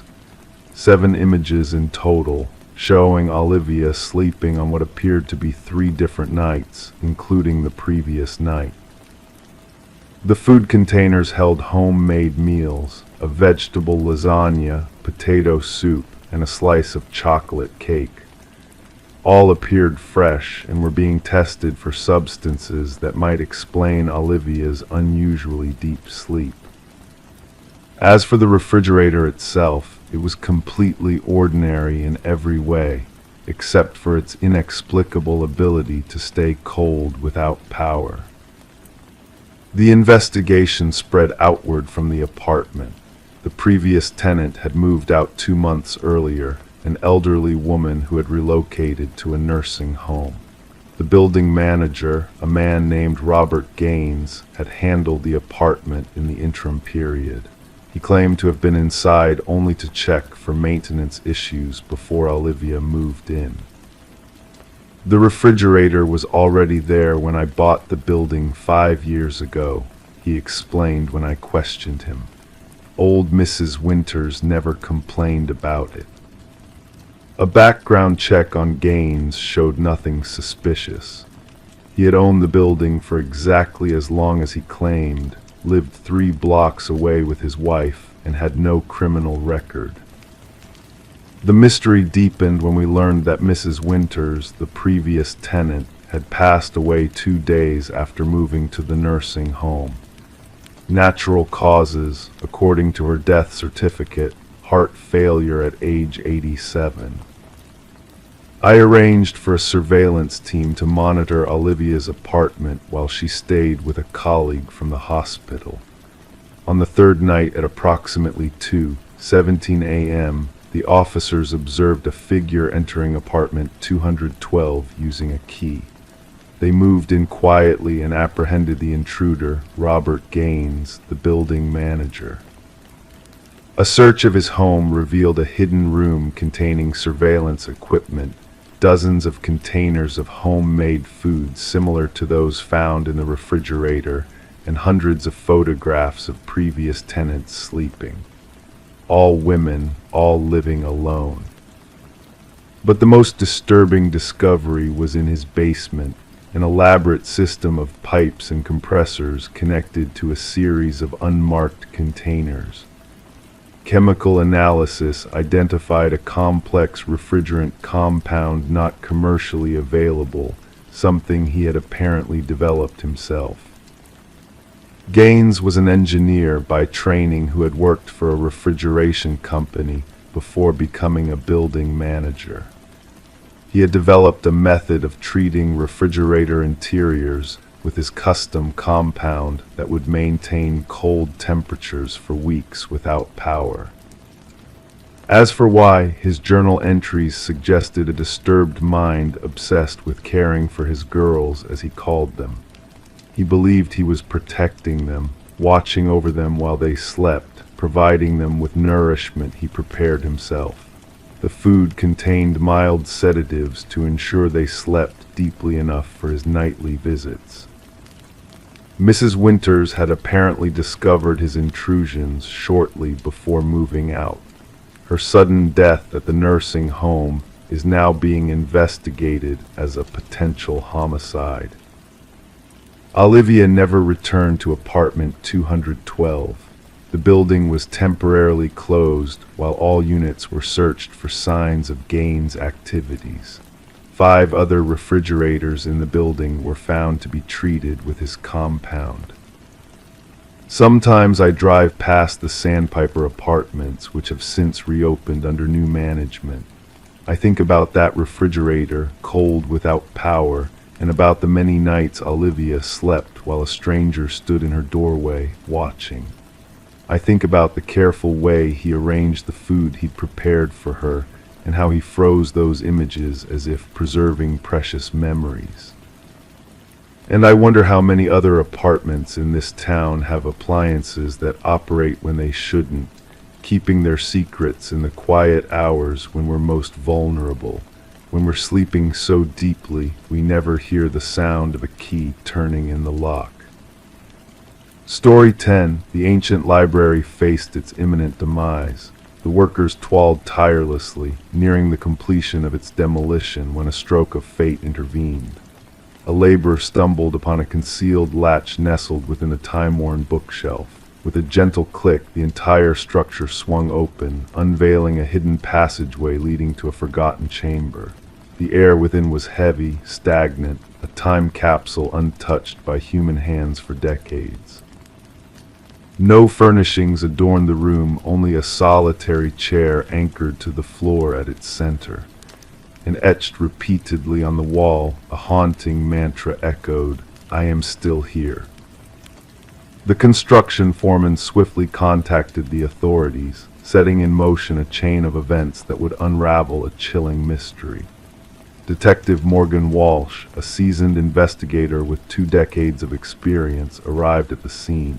His flashlight pierced the darkness, casting eerie shadows on the walls adorned with the cryptic message. "Secure the area," Walsh commanded the officers, his voice resonating in the confined space. "No one disturbs a single thing until our forensics team arrives." The library's history whispered tales of intrigue.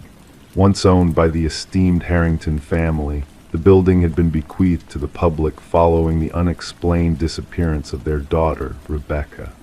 Vanishing during her final year of college, Rebecca left behind no trace except for her abandoned car found near the woods. Despite exhaustive searches and interviews, the mystery of her disappearance remained unsolved. The prevailing belief was that she had fled to forge a new life, a theory vehemently refuted by her grieving family, who suspected darker forces at play. As forensic specialists meticulously combed through the hidden chamber, they unearthed hair and fiber samples embedded in the chair. The scratches on the wall bore traces of blood and skin cells, hinting at a tumultuous struggle. Initial analysis indicated the biological material belonged to a young female, a chilling revelation that sent shivers down the spines of all present. Walsh delved into the Harrington family's past, sensing a connection between the library's donation and Rebecca's vanishing. A startling revelation emerged. The contractor responsible for installing the bookshelf had close ties to Maxwell Harrington, Rebecca's uncle and the family's patriarch. Financial records unveiled exorbitant payments to the contractor, far exceeding standard renovation costs. Former library staff expressed disbelief at the discovery, unaware of the hidden chamber's existence. An elderly librarian recalled Maxwell's peculiar insistence on preserving that section untouched, citing its historical significance and eerie detail that cast a shadow over the investigation.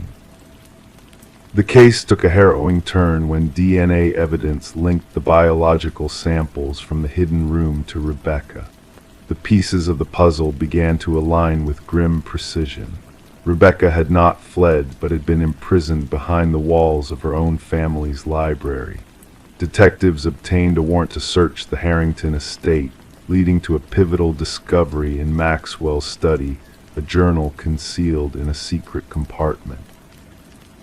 Its pages chronicled Maxwell's twisted fixation on his niece, culminating in a chilling entry. She threatened to expose everything. The room will be her silence. Confronted with the damning evidence, Maxwell's fa-de crumbled. He confessed to the heinous crime, revealing the tragic fate that befell Rebecca. In a moment of panic, he had ended her life, sealing her remains beneath the chamber's floorboards to conceal his dark secret. The excavation unearthed Rebecca's skeletal remains, her wrist adorned with the silver bracelet her parents had gifted her, a poignant reminder of a life cut short. At Maxwell's sentencing, the Harrington family stood in somber silence as justice was finally served. Rebecca's mother clutched the recovered bracelet, a bittersweet token of closure after years of anguish. The library's demolition was halted, transformed into a somber memorial where community members paid tribute to a lost soul and confronted the haunting truth that had lurked behind a bookshelf. In a twist of fate, Rebecca's poignant message, "I am still here," etched on the walls, ensured that her memory would endure, and that the light of justice, though delayed, would ultimately prevail. Story 11, in the depths of the attic, concealed beneath layers of accumulated clutter, lay an ancient box, a forgotten relic of bygone occupants. Amidst the faded Polaroids within, capturing the essence of birthdays and familial gatherings, one image stood ominously apart. The final snapshot depicted her very own living room, with its familiar couch and curtains, yet inhabited by unfamiliar faces. A family frozen in time, blissfully unaware of the lurking figure in the shadows behind them. As Rebecca gazed upon this chilling scene, a shiver traced its icy tendrils up her spine, unsettling her to the core. The Polaroid quivered in her trembling grasp as if resonating with the sinister energy it held. The man in the hallway, barely discernible in the dimness, seemed to watch her just as intently as he had watched them. Descending the creaking wooden stairs, Rebecca felt the oppressive weight of the house bearing down on her. The once spacious rooms now felt suffocating, their emptiness echoing with unseen whispers. Placing the enigmatic photograph on her kitchen counter, she subjected it to the harsh scrutiny of fluorescent light. The uncanny resemblance between her abode and the scene captured in the picture was undeniable, yet the identities of the strangers remained a mystery, shrouded in the veil of the past.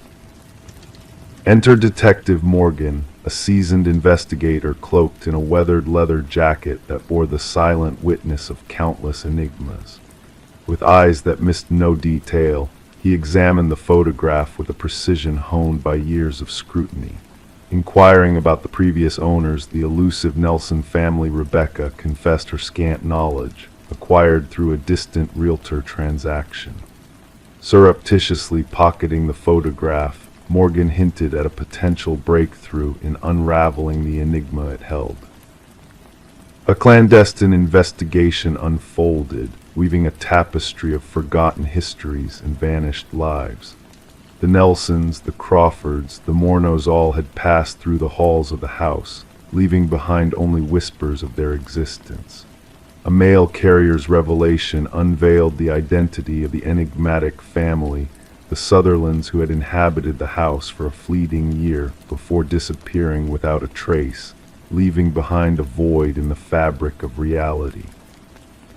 Forensic analyses unveiled the eerie precision of the photograph, hinting at a sinister presence orchestrating the scenes captured within. The shadowy figure in the hallway, tall and malevolent, bore the hallmarks of a phantom intertwined with the house's dark legacy. A pattern emerged as Detective Morgan delved deeper into the archives, unearthing a legacy of families vanishing after precisely 1 year of residency. The specter of Samuel Whitfield, the enigmatic architect of the house, loomed large over the investigation. Despite reports of his demise in a construction accident, his spectral presence lingered within the walls he had erected. As the basement yielded its grim secrets, revealing the preserved remains of the missing families interred beneath the earth, the house's malevolent past unfurled like a macabre tapestry of horror. Rebecca's relocation to a secure haven under police guard offered little respite, as a mysterious phone call shattered the fragile semblance of safety she clung to. The mechanical click of a Polaroid camera echoed through the night, signaling the relentless pursuit of a malevolent force determined to maintain its grip on the living. The house, now a silent sentinel of unspeakable horrors, stood as a testament to the darkness that lurked within its walls. The mysteries surrounding Samuel Whitfield remained unresolved, his true fate shrouded in the mists of time. As new families ventured into the abyss of the house's history, the watchers in the shadows continued their silent vigil, awaiting the next act in this twisted drama of the unseen. In the hushed stillness of the night, photographs developed in hidden chambers, capturing the essence of new lives entwined with the legacy of a house haunted by the specter of its malevolent creator. Those who dared seek the truth about the man in the photograph found themselves ensnared in a web of darkness, their fates intertwined with the sinister forces that whispered through the empty halls. Story 12: The Enigmatic Dollhouse. She always avoided the attic, finding it unsettling, but when a fierce storm caused a leak in the roof, she had no other choice. The attic was a forgotten realm, shrouded in dust and cobwebs, filled with relics of the past. Nestled in the darkest corner, an old dollhouse beckoned to her with an eerie allure. Intricately detailed, its miniature furniture arranged with meticulous care. Yet, as she gazed into its tiny rooms, a shiver ran down her spine. The figures within were not dolls, but tiny, hand-carved replicas of her own family. each figure positioned exactly as they were in the living room downstairs, except for one glaring difference. The figure meant to be her stood by the attic door, a silent sentinel. Rebecca Morgan traced her finger along the dollhouse roof, feeling the groove where the tiny wooden figure stood. A sense of unease crept over her, unrelated to the icy draft whispering through the rafters. This dollhouse had no place here. It wasn't from her childhood home, but from the rental property her family had recently moved into. Distressed, Rebecca contacted law enforcement, setting off a chain of unsettling discoveries. Officers arrived at the suburban residence to find a family in turmoil, gathered in the living room, unwilling to venture back upstairs. Detective Sarah Harmon, the lead investigator, initially brushed off their fears as a prank or mere imagination. Yet the intricate precision of the dollhouse's figures gave her pause. Each miniature captured a unique aspect of the family members: the father's thinning hair, the son's favored hoodie, even the mother's small birthmark. Forensic analysis revealed fingerprints on the dollhouse belonging to no one in the family.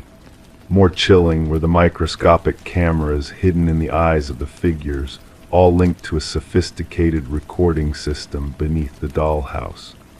The Morgans' movements had been meticulously monitored, with the figures mirroring their daily routines, suggesting a sinister, voyeuristic observer.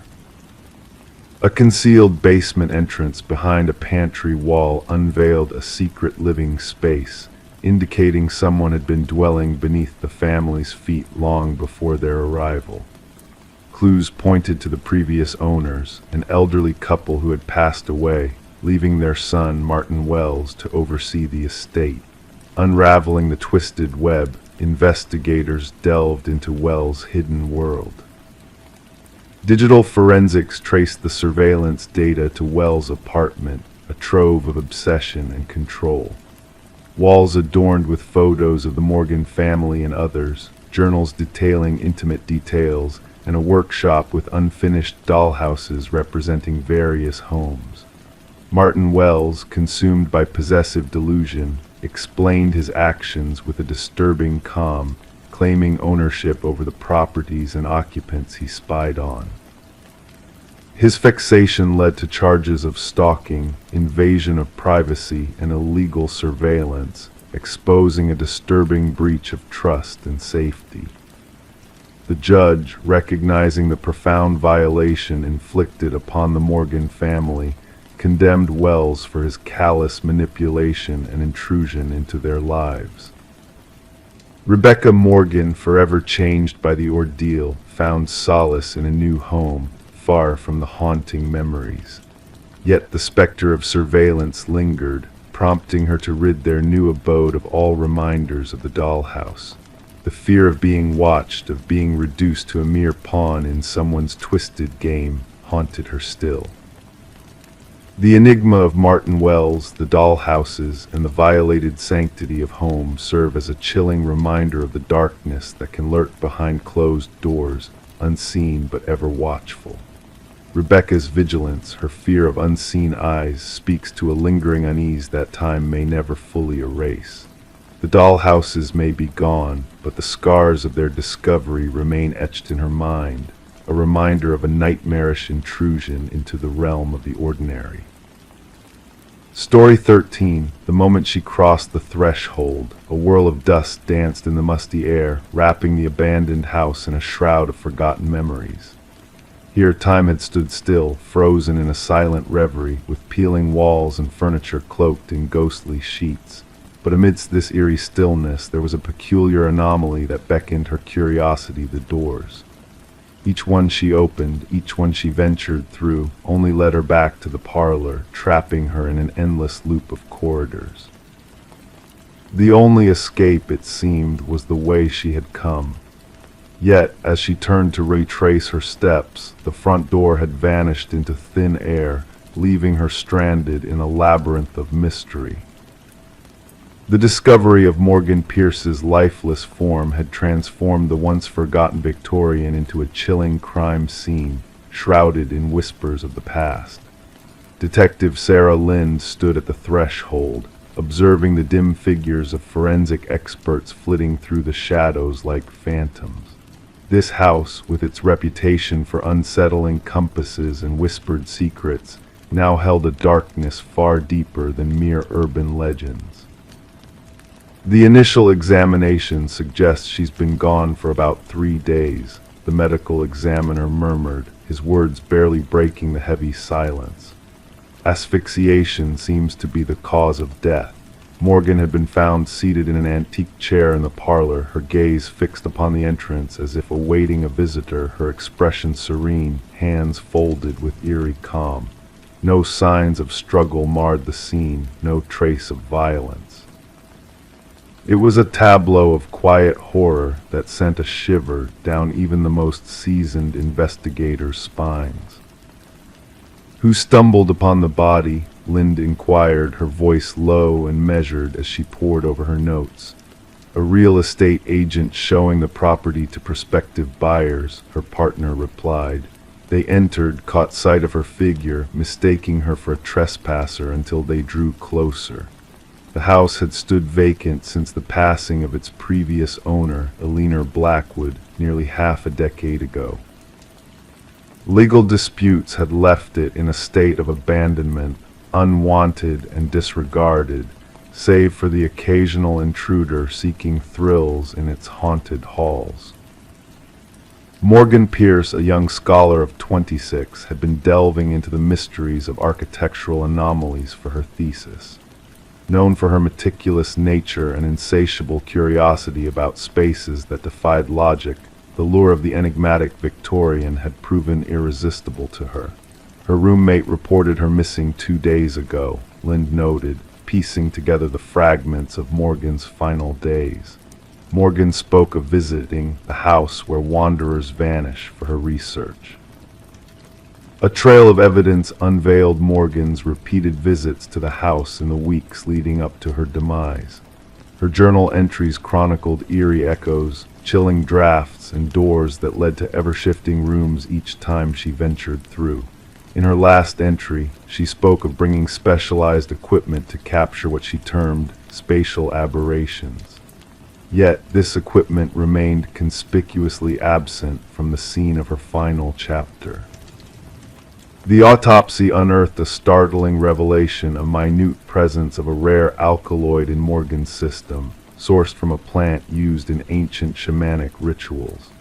While the substance could induce disorientation and vivid illusions, the quantity found was insufficient to be lethal. She wasn't one to dabble in recreational substances, her partner attested during questioning.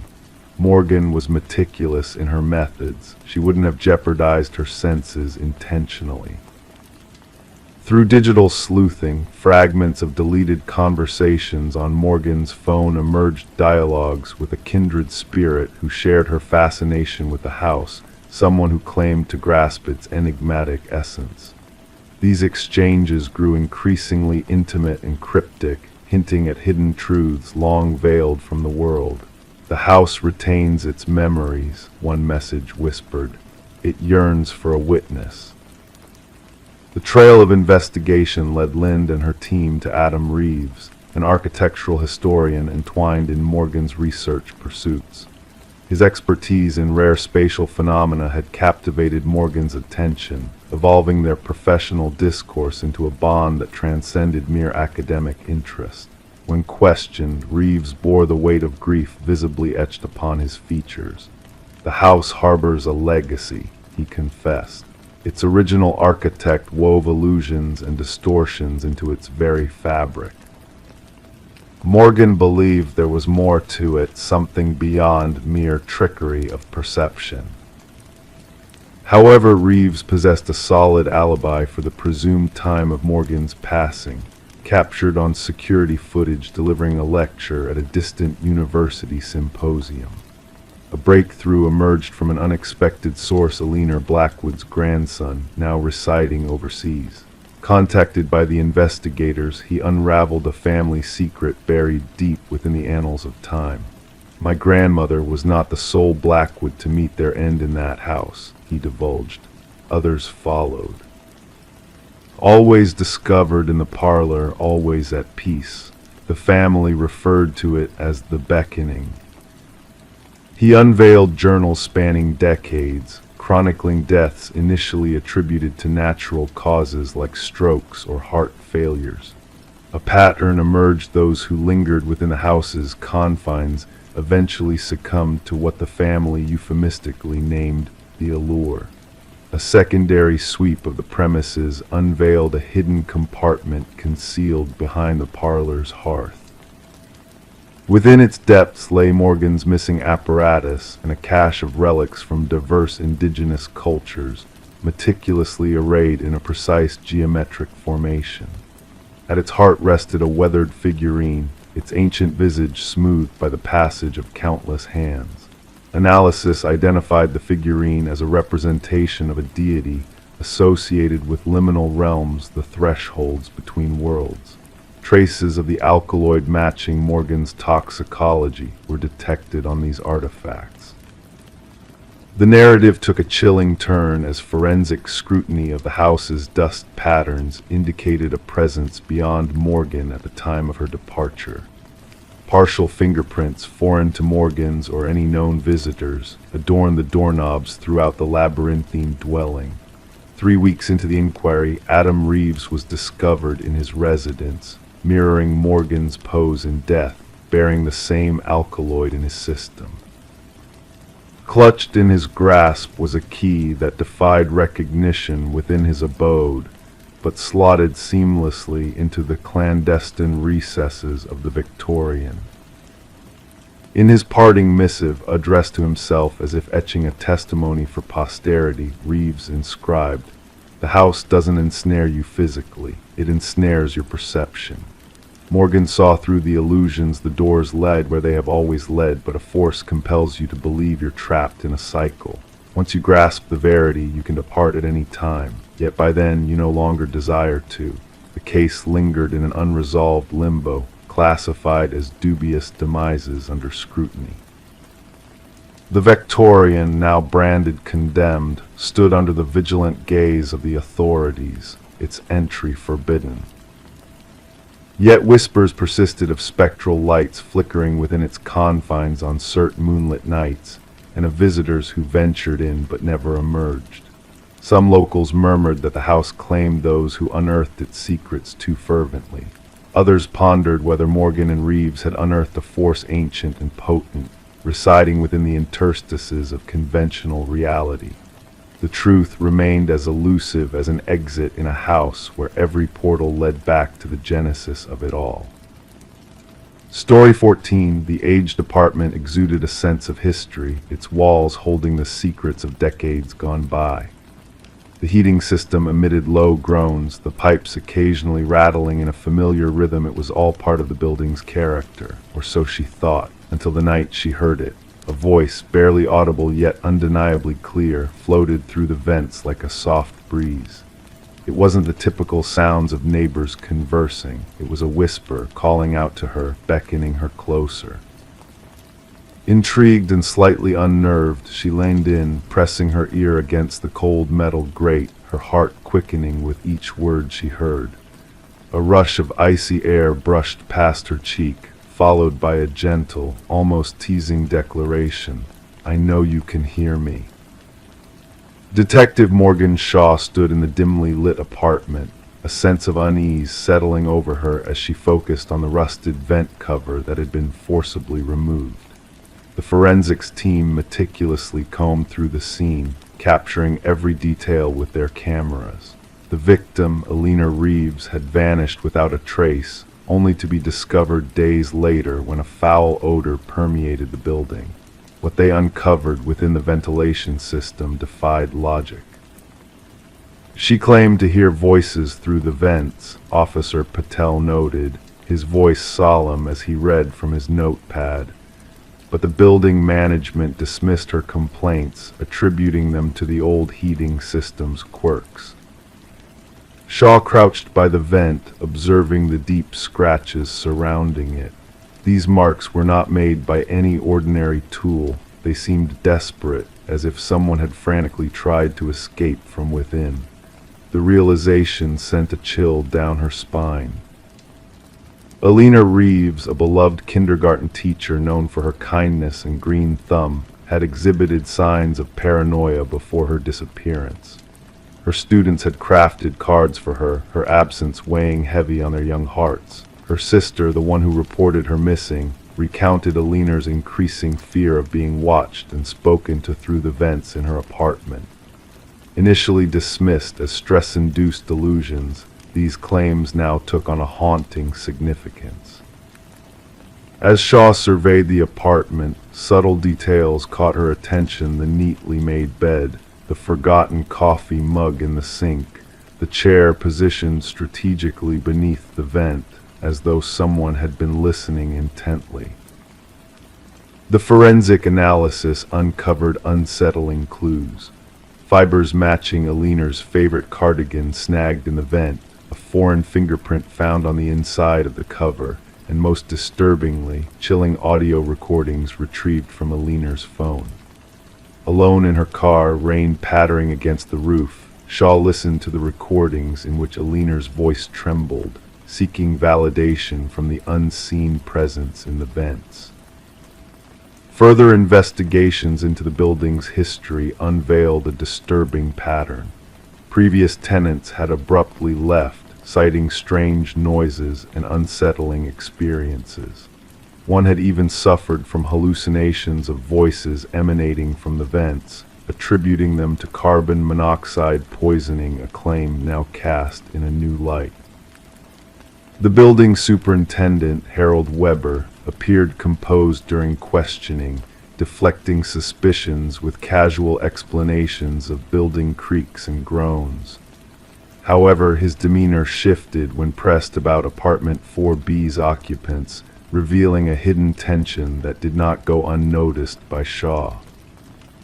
A breakthrough occurred when a concealed access panel was discovered in Alina's bathroom, leading to a narrow passage within the walls, a clandestine route to the building's ventilation system.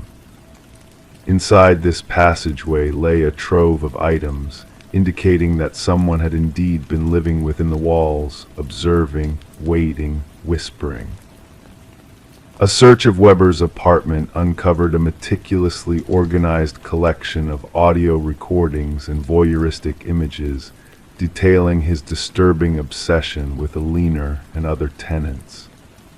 The evidence found in a storage unit linked to him painted a chilling picture of a predator lurking within the walls, preying on unsuspecting victims.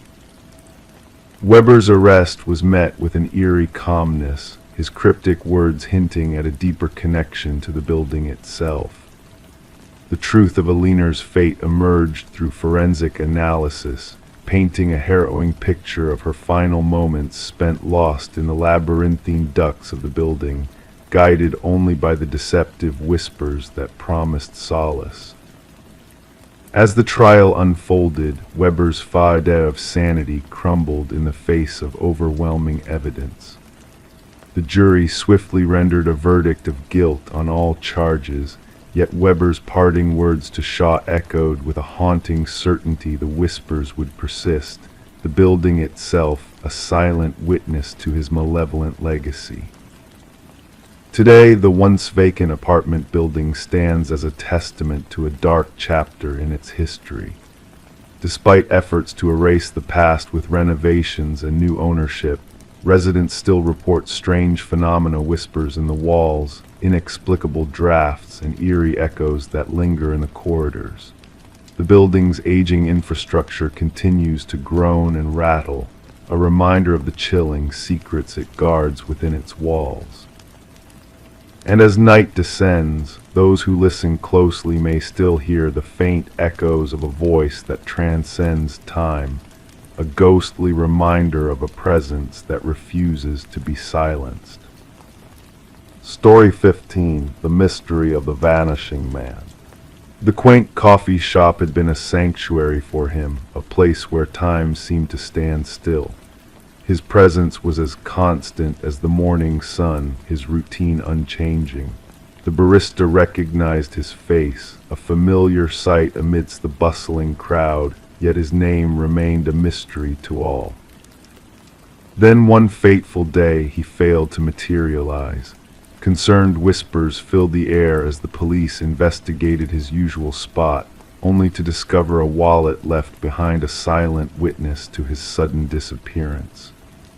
Within the wallet, a driver's license bore a photo, but where a name should have been, there was only emptiness, a void where his identity ought to reside. Detective Sarah Mercer delved into the enigma, her fingertips tracing the cold metal table as she scrutinized the perplexing security footage. The man known only as John Doe appeared ordinary on screen, his demeanor unassuming, his actions routine. Yet his vanishing act defied all logic. "Play it again," Mercer requested, her voice barely above a whisper. The footage unfolded the familiar scene, John entering, ordering his black coffee, and settling in his secluded corner. He wrote in his notebook, observed the world outside, then in a blink he vanished into thin air after a visit to the restroom corridor. The investigation led to dead ends. No trace of John in the bathroom footage, no leads from the wallet's contents. His existence seemed to blur into the shadows of the coffee shop, leaving behind only questions that echoed in the stillness. As Mercer combed through the wallet's meager contents, a sense of unease settled upon her.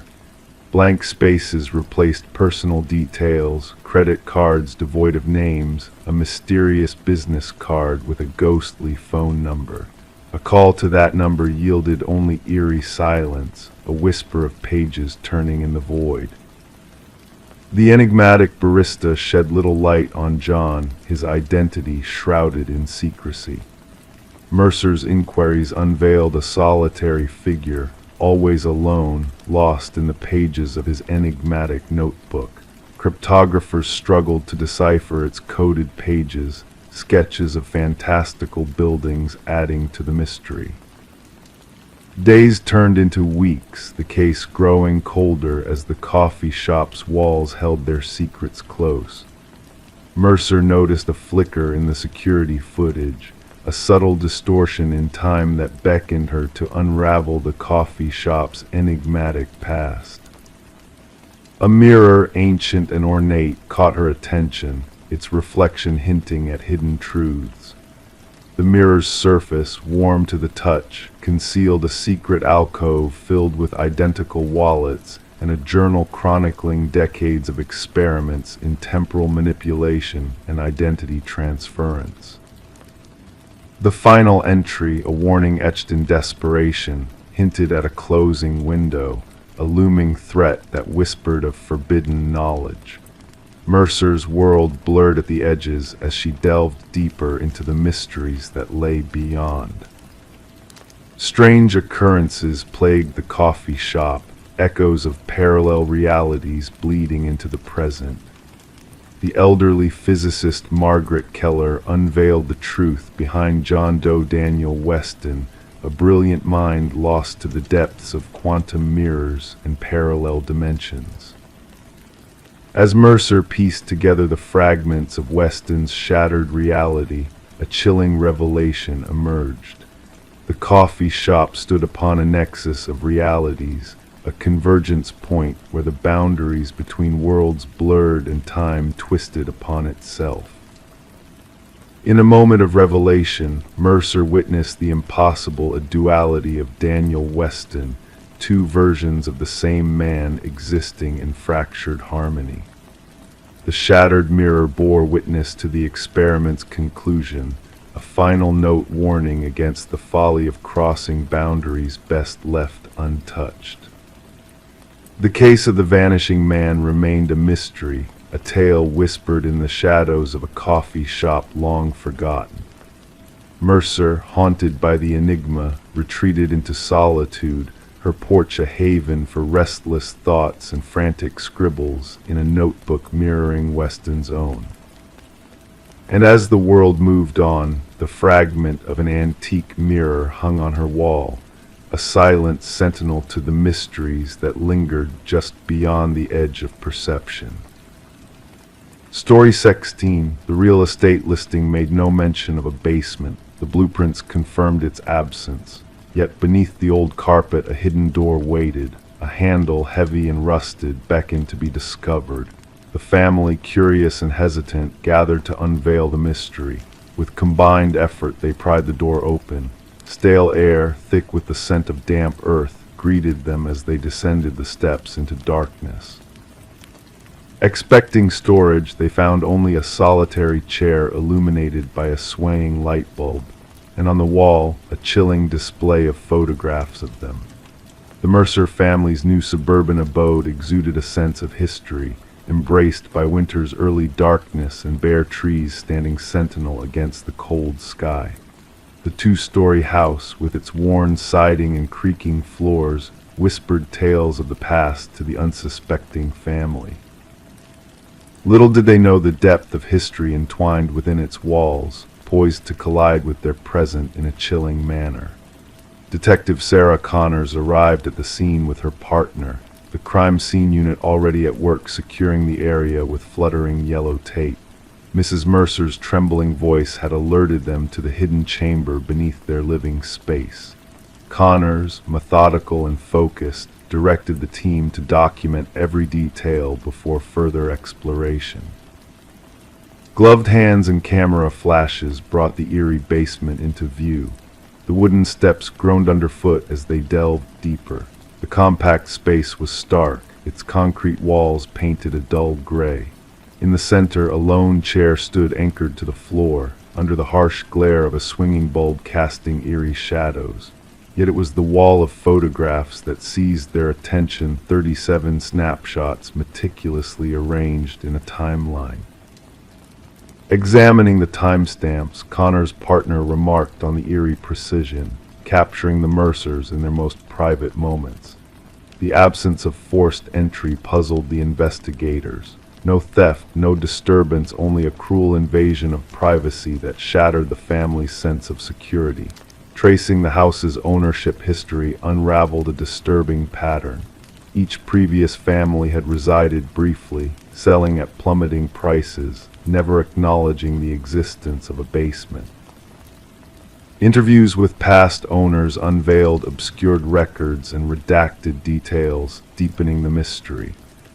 A crucial breakthrough came from a contractor who had renovated the house years earlier. He adamantly denied the basement's existence, despite the evidence before him.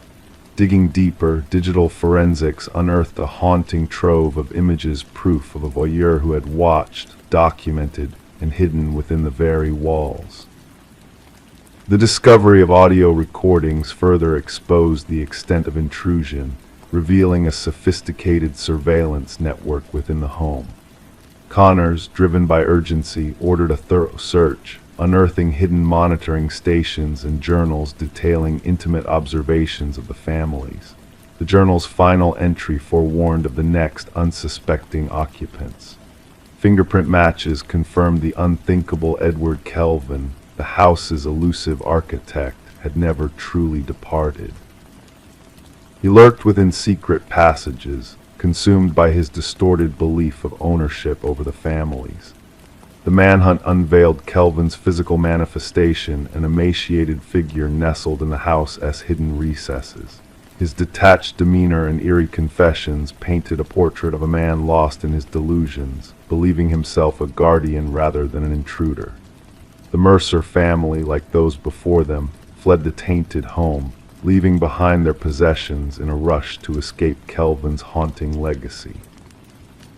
The trial exposed Kelvin's intricate surveillance network, his twisted design rendering the house a vessel of voyeurism from its inception. As the echoes of the verdict faded, Kelvin remained unmoved, retreated into the labyrinth of his own mind where the house's memory still held sway. The property met its demise, the ground swallowing its secrets. Yet, for those who had unknowingly shared their lives with a phantom observer, the scars lingered.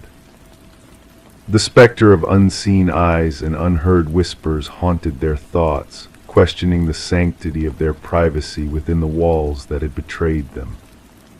In moments of solitude, they found themselves gazing at corners, vents, and fixtures, wondering if they were truly alone or if shadows of the past still lingered, watching from the forgotten depths. Story 17: The Unsettling Discovery. Renovations always hold secrets, waiting to be unearthed in the depths of old homes. The dust of time blankets forgotten relics, newspapers, trinkets, and faded photographs. But for Sarah and Michael, a simple renovation project in their newly acquired Victorian-era home led to a discovery that sent shivers down their spines. Beneath the floorboards, nestled in the darkness, lay a neatly folded letter, its paper fragile and its ink a ghostly whisper of words. A warning etched in time: don't trust the one who knocked. As the weight of those words settled in, the air grew heavy with anticipation. 3 sharp raps pierced the silence, echoing through the empty rooms, a chilling confirmation of the message's ominous truth. Detective Alina Reed, with her weathered hands and keen eyes, delved into the mystery that lay hidden within the walls of the old house. The floorboards pulled up, exposing a void that seemed to hold secrets long forgotten. With gloved fingers, she retrieved the note, already tainted by the touch of its unsuspecting discoverers. Sarah and Michael, with their genuine fear etched in their faces, shared their account of the haunting knocks. Background checks painted them in shades of normalcy, newlyweds with steady jobs and clean records. But the house whispered a different tale, a narrative woven with threads of the past. The Hargrove family, the previous owners, had left behind a legacy tinged with intrigue. Margaret Hargrove, the last resident, had lived a solitary existence until her passing. Neighbors spoke of her with fondness, yet an underlying unease lingered in the air. The circumstances surrounding her death seemed mundane, but the discovery of the hidden note hinted at darker truths. Forensic analysis unveiled a timeline that led back 2 decades, to a time when fear and urgency danced across the pages of the note. Franklin and Margaret Hargrove's past loomed large, their lives intertwined with a shadowy figure known only as the Collector.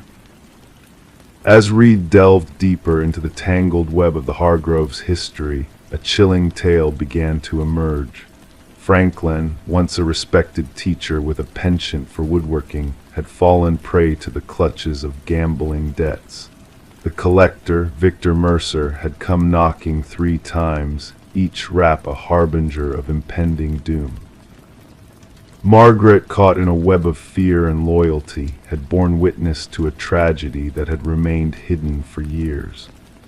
The cadaver dogs led the way to a grim discovery beneath the house, the remains of Victor Mercer, a skeleton wrapped in plastic, a silent testament to a long-buried secret. The pieces of the puzzle fell into place with the unveiling of Margaret's hidden diaries, her words a haunting echo of the past. Franklin's descent into madness, the violent confrontation, and the aftermath painted a portrait of a family torn apart by secrets and lies. The house, now tainted by the weight of its history, stood empty as Sarah and Michael made the decision to part ways with the echoes of the past. The renovations halted, the whispers of the past lingered in the air, manifesting in the form of 3 ghostly knocks that reverberated through the vacant halls. Detective Reed closed the case, the truth laid bare but the mystery lingering in the shadows. Some secrets, she mused in her final report, are destined to remain buried, their whispers echoing through the corridors of time. The note, a chilling relic of the past, served as a stark reminder: don't trust the one who knocked. And so the old house stood as a silent sentinel, its walls holding the echoes of a bygone era, where the past and present intertwined in a dance of shadows and light. The mystery of the Hargroves and the collector may have been solved, but the house, with its dark history, remained a testament to the enduring power of secrets untold. Story 18. Once upon a time, a peculiar package arrived in the mail of a quiet suburban neighborhood. Wrapped in a plain envelope with no return address, it held a single brass key, its surface weathered by the passage of time. The homeowner, a woman named Sarah Miller, felt a strange sense of familiarity upon seeing the key, although she couldn't place why. Curiosity piqued, Sarah tried the key in every lock she owned, but none yielded to its touch. It didn't belong to her, yet its presence lingered in the air like an unanswered question. Placing the key on her coffee table, she was startled when the old grandfather clock in the hallway emitted a single, hollow chime, despite its broken state that had silenced it for years. Uneasy, Sarah reported the bizarre occurrence to the authorities, setting off a chain of events that would unravel a chilling mystery hidden within the shadows of the neighborhood. Initially met with skepticism, the responding officer dismissed the incident as a simple mistake, a key sent in error. However, Sarah's gut feeling persisted, a whisper of wrongness that refused to be ignored. Reluctantly, the officer took the key into evidence, placing it in a small bag that would unknowingly become the linchpin of a sprawling investigation. Detective Robert Harmon of the Special Victims Unit received the case file during the morning briefing, his experienced gaze falling upon the unassuming brass key that seemed to hold more secrets than met the eye. Background checks on Sarah revealed no signs of criminality. A retired teacher, a widow with grown children living far away, her life appeared ordinary, devoid of any hint of darkness. Forensic analysis found only Sarah's fingerprints on the key, the envelope offering no clues except for a generic postmark from a regional center. The breakthrough came when Detective Harmon, following a hunch, ran the key's unique pattern through the department database. A match surfaced from a cold case 7 years prior, linking the key to a storage unit where horrors had been concealed: blood-stained carpets, cutting tools, and photographs of women whose identities remained a mystery. The original investigation had hit a dead end, the perpetrator elusive, the victims faceless. Dusting off the old case files, Harmon delved into the past, uncovering a tangled web of darkness that had long been forgotten. The key had opened a door to a world of unspeakable crimes, a world where evil lurked in the shadows. As the investigation intensified, Sarah's unease grew, prompting her to fortify her home with new locks and security measures. The key had brought a sinister presence into her life, a malevolent force that refused to be ignored. Why had it been sent to her? What twisted mind lay behind this macabre gift? Through meticulous detective work, a name emerged from the shadows: Harold Jenkins, a man who had once lived in the neighborhood, a man with a hidden past and a penchant for darkness. Jenkins had slipped through the cracks of society, a predator disguised as an ordinary neighbor, his true nature hidden behind a facade of normalcy. The hunt for Jenkins led authorities to a remote cabin, a place of secrets and horrors. Beneath the floorboards lay a hidden chamber, a chamber filled with rows of brass keys, each one a grim reminder of lives extinguished. The truth emerged in waves of horror as bodies were unearthed, victims of a man who had walked among them, unseen and unsuspected. The manhunt for Jenkins reached a fever pitch, a nationwide pursuit that culminated in a final, desperate confrontation. In a remote wilderness, Jenkins met his end, leaving behind a journal that spoke of twisted desires and unspeakable acts. The keys, the photographs, the evidence, all pieces of a puzzle that revealed the true extent of his depravity. The story of Sarah Miller and the Keymaster became a cautionary tale, a reminder that darkness can lurk in the most unexpected places. Jenkins' legacy of terror left scars that would never fully heal, a community forever changed by the revelation of evil in their midst. And as the brass keys sat in silence, locked away in an evidence locker, they whispered a chilling truth that sometimes the most ordinary of objects can hold the darkest of secrets, waiting to be unlocked by those brave enough to seek the truth. Story 19. The tale began innocently enough for Michael and Sarah Klein, who embarked on a journey of discovery within the walls of their new Victorian-era home. What appeared at first as simple peeling wallpaper unraveled a mysterious narrative woven through time. As the couple delved deeper, layer by layer, they uncovered a haunting revelation etched in ink, a name repeated endlessly, consuming every surface it touched. Eleanor Winters, a name unknown to them, yet one that carried a weight of secrets and shadows. Their search led them down a digital rabbit hole, where a missing persons case from decades past intertwined with the enigmatic figure of Margaret Cavendish, the enigmatic woman who sold them the house. A chilling resemblance in appearance sparked a realization that blurred the lines between past and present. The house itself seemed to whisper tales of bygone eras, its ornate woodwork and lofty ceilings bearing witness to untold stories.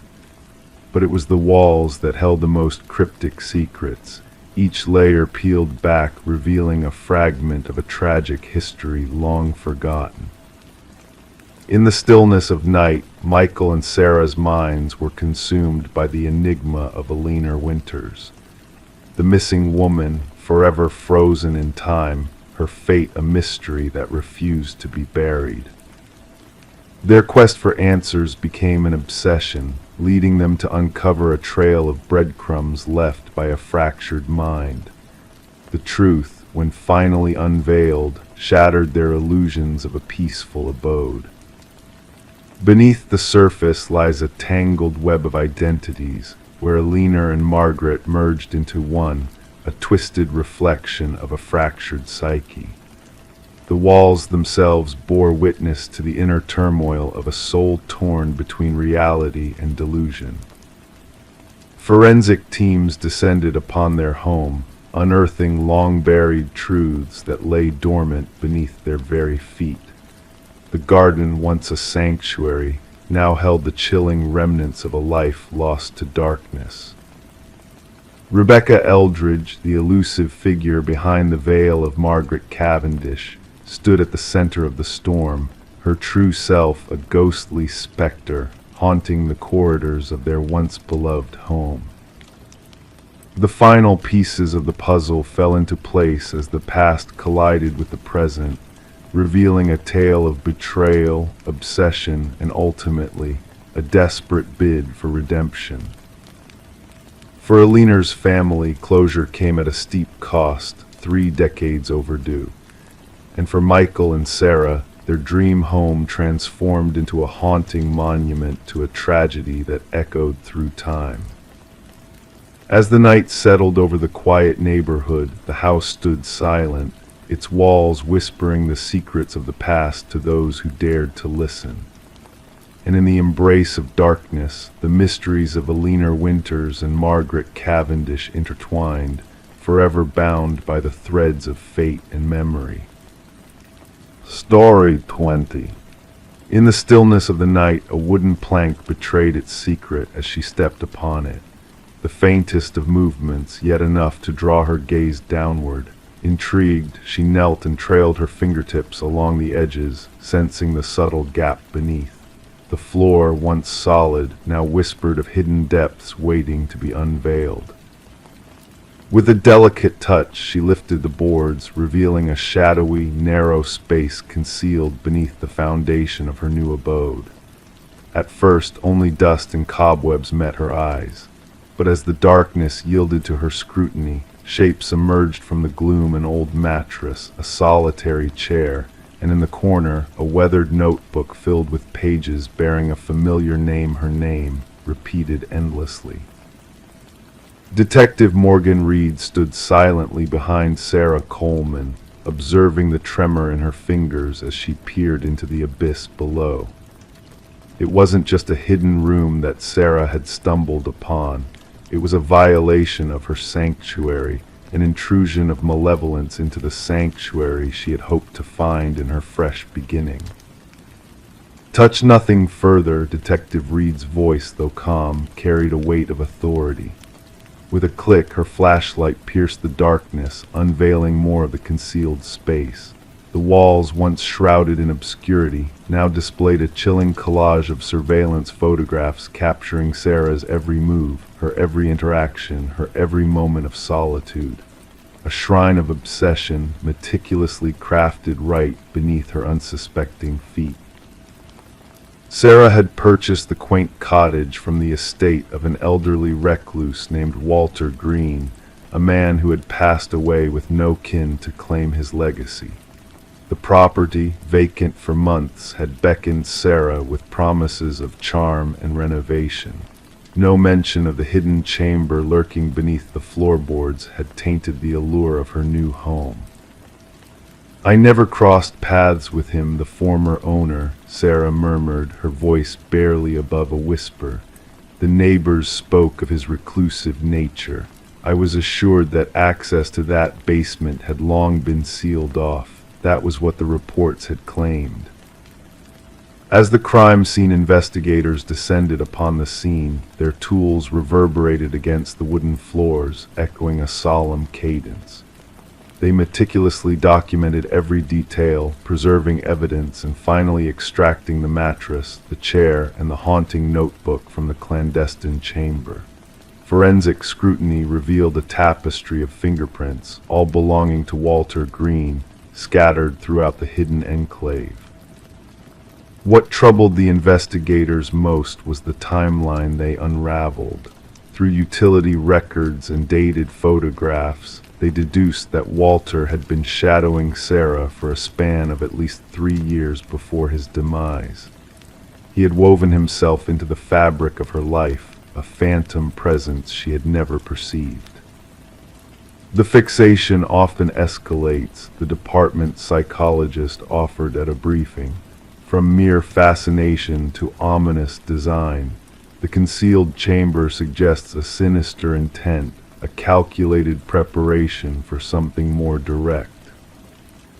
Detective Reed's inquiries took an unforeseen turn when she interviewed a former colleague of Walter's from the maintenance department at a local shopping center. The man's discomfort was palpable, his fingers fidgeting nervously with his wedding band as he spoke. Walter spoke of her at times, he confessed, his gaze averted. Said she reminded him of someone else. I dismissed it as the ramblings of an aged man with a harmless crush. I never fathomed. His voice trailed off, lost in his own thoughts. "Did he mention any plans involving her?" Reed prodded gently. "Not explicit plans, but he had this phrase he'd repeat. She belongs with me." I assumed it was empty words, the man admitted, his eyes haunted by revelations. Securing a warrant, Reed delved into Walter's workplace locker, a shrine of his past existence left untouched since his passing.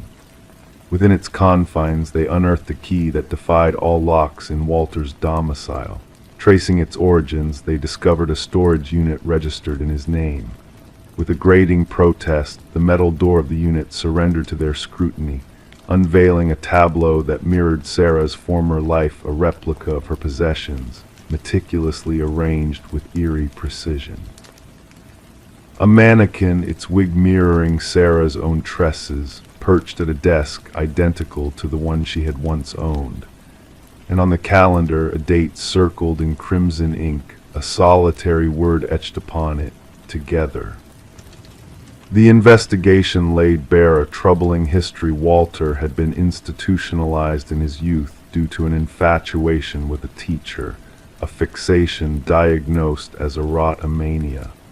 Released into society, he had lived without incident until Sarah unwittingly reignited his dormant obsession.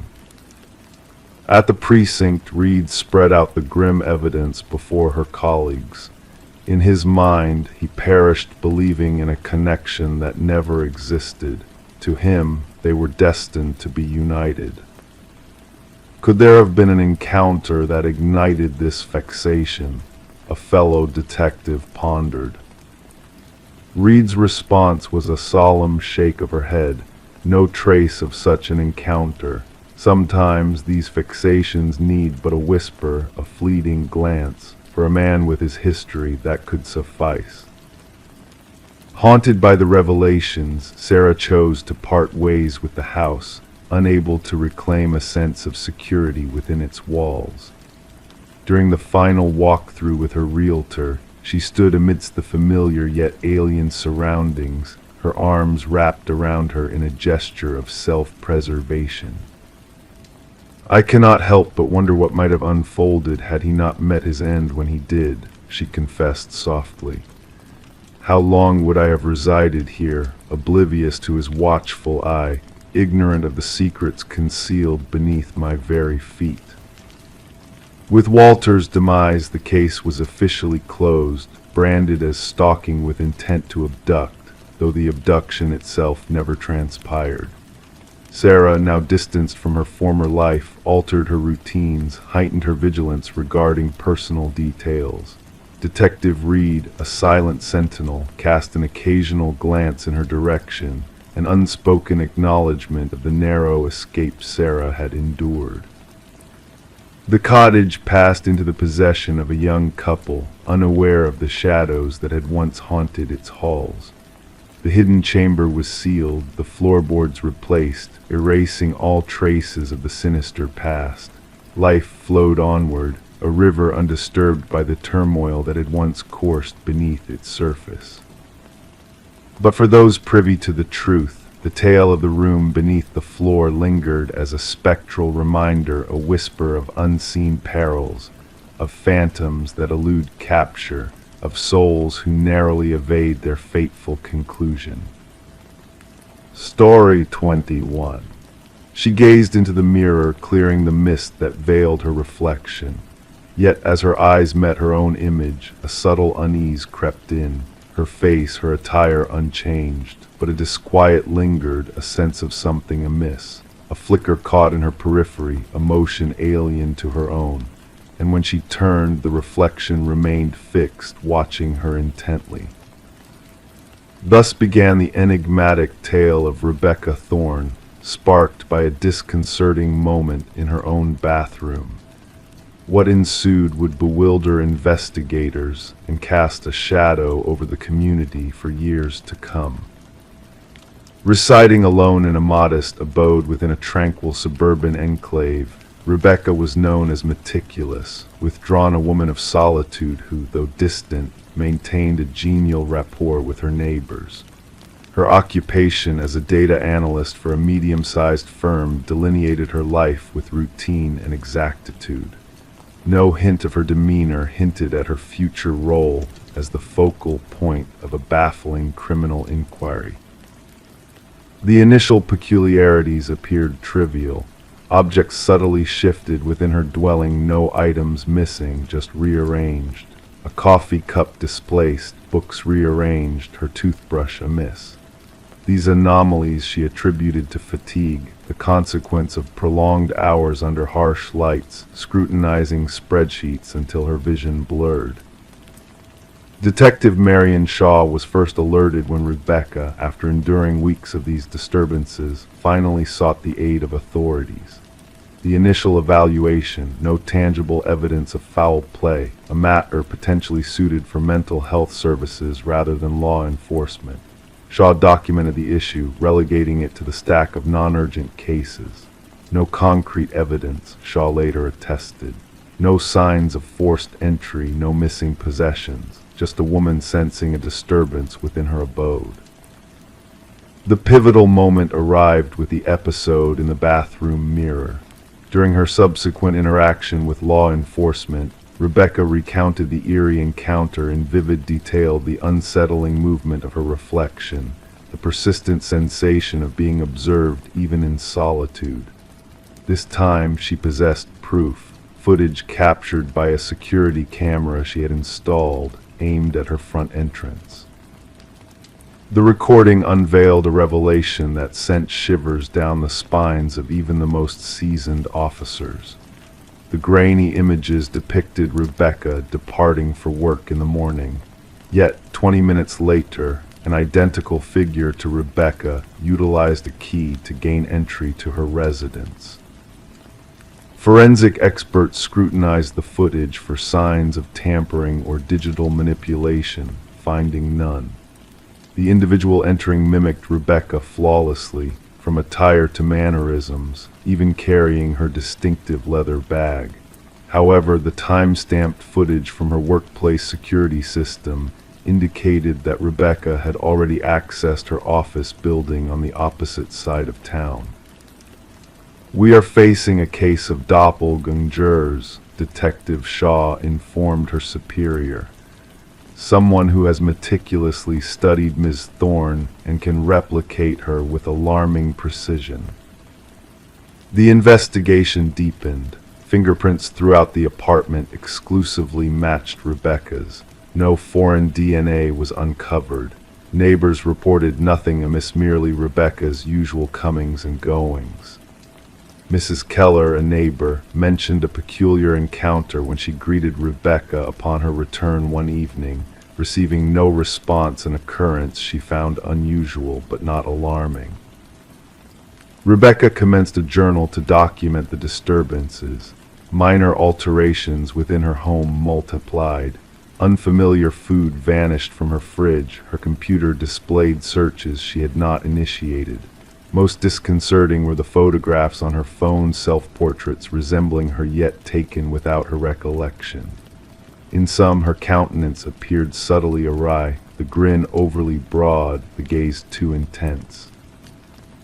"I feel as though I am descending into madness," she confided to Detective Shaw during their third interaction.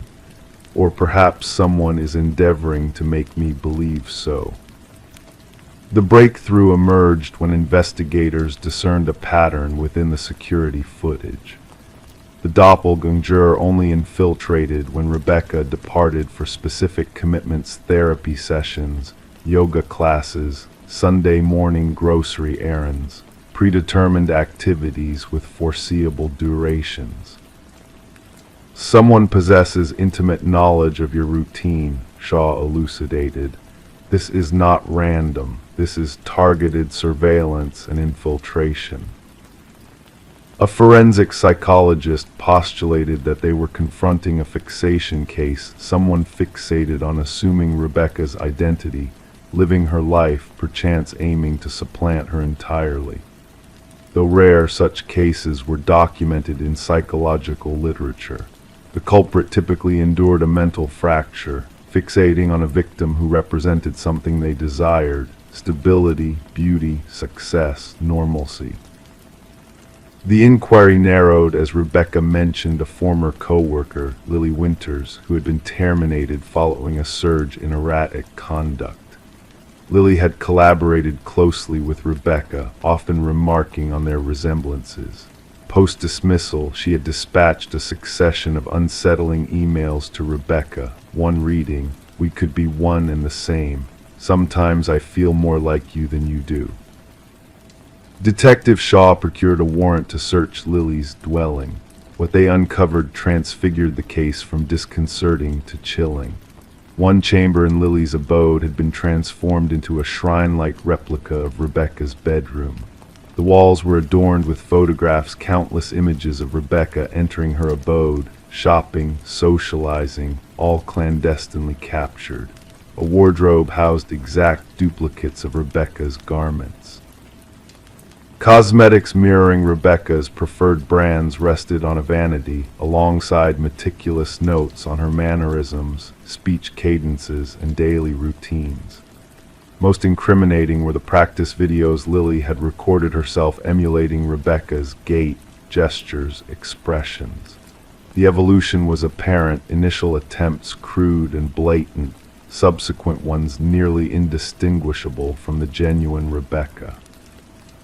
"She aspired to be me," Rebecca murmured upon viewing the evidence. "She wasn't merely imitating me, she was erasing me." Technicians uncovered sophisticated equipment for replicating keys and duplicating electronic access cards. Lily had upheld an intricate system for monitoring Rebecca's movements, including a calendar with precise forecasts of her timetable. What confounded investigators was Lily's ultimate objective. Journals unearthed in her residence contained incoherent entries oscillating between first and third person, occasionally referencing Rebecca as me and her within the same passage. The final entry sent a shiver down their spines. "Soon, only one of us shall remain the stronger version." Upon authorities moved to apprehend Lily, she had vanished. Her dwelling bore signs of abrupt departure, drawers ajar, certain technology missing. A nationwide alert was disseminated. Rebecca was relocated to a secure haven under constant surveillance. For 3 weeks, every locale tied to her previous life was monitored, yet Lily never surfaced. The case took its final, unsettling turn when a security guard at Rebecca's former workplace reported an anomaly. Rebecca had been sighted entering the building despite being on leave. Surveillance footage confirmed it. A figure identical to Rebecca had accessed the premises utilizing a legitimate ID card, proceeded to her former workstation, and pored over her files for 40 minutes before departing. Meanwhile, the genuine Rebecca remained secluded in a guarded refuge, incapable of being present at the office. The implications crystallized. Lily had not fled, she had made her move. She now inhabited Rebecca's existence, stepping into her life while the true Rebecca remained concealed. The case remains officially unresolved. Lily Winters remains at large. Rebecca Thorne opted not to return to her previous life, establishing a new identity in an undisclosed location. Detective Shaw retains a photograph on her desk, a pair of women strikingly similar in appearance. One is Rebecca Thorne, the other is Lily Winters. At times, she scrutinizes their countenances, seeking the disparities, the cues that would differentiate one from the other. The truly chilling aspect Shaw often imparts to new recruits is not that someone can resemble or sound like you. It's that they yearn to assume your identity so fervently that they obliterate themselves in the process. Identity is not solely what we exhibit to the world, it is what we safeguard most vigilantly. And at times, we fail to realize its worth until someone endeavors to pilfer it. Story 22. Once upon a time, there was a flicker, a fleeting glitch in the baby monitor's feed, barely noticeable at first. The mother, Rebecca, brushed it off as mere interference, a blip in the technology. But then the crackling of audio pierced the stillness of the night, and a voice, soft and eerie, whispered, "SHHH, go back to sleep." A chill crept down Rebecca's spine, her blood turning to ice in an instant. With a heart pounding like a drum, she dashed to her son Samuel's room, only to find his crib empty, devoid of his tiny form. The room remained undisturbed, the window tightly shut, the door securely locked. The only anomaly was the stuffed rabbit lying on the floor, its glassy black eyes seeming to stare up at her, accusingly. Rebecca's screams echoed through the house, a raw expression of her terror and despair. The neighbors, startled by her cries, reached out to emergency services, setting into motion a series of events that would unravel a mystery shrouded in darkness. As investigators delved into the disappearance of 4-month-old Samuel, they encountered a puzzling lack of evidence. No signs of forced entry marred the house. The security system had remained intact, and the baby monitor footage, save for that haunting voice and static, showed nothing amiss. Suspicions turned towards Rebecca, the grieving mother. Her history of seeking help for postpartum depression and her composed demeanor during questioning raised eyebrows. Whispers spread through the community like wildfire, casting shadows of doubt over her. But then a glimmer of hope emerged, a clue, small yet significant. Microscopic fibers foreign to the household were discovered on the nursery windowsill, a trace of a rare climbing rope. The investigation veered towards an outside intruder, a shadowy figure adept at scaling walls under the cover of night.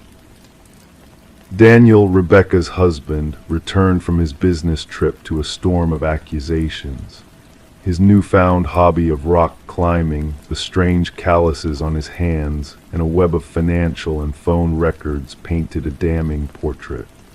A second family, a hidden past, and a trail of deceit led investigators down a twisted path. The truth unraveled like a sinister tapestry as digital forensics uncovered the manipulation of the baby monitor, the remote intrusion that had set the stage for Samuel's abduction. In a chilling basement, Samuel was found in the care of Elaine, a woman with vacant eyes and a haunted past intertwined with Daniel's. The trial laid bare a web of deception, woven with encrypted messages and dark intentions. The enhanced audio from the baby monitor echoed through the courtroom, revealing secrets buried in whispers and coughs, incriminating the guilty parties beyond doubt.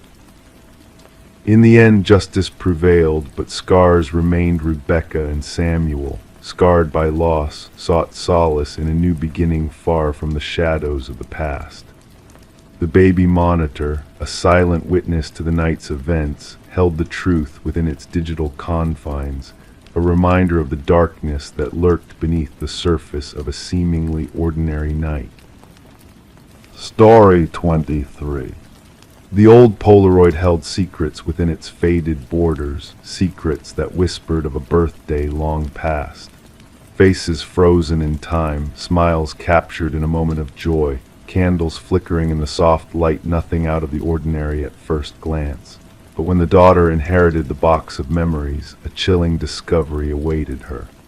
Among the familiar scenes of family gatherings, there lurked a presence unseen, a shadowy figure lingering at the edge of each photograph.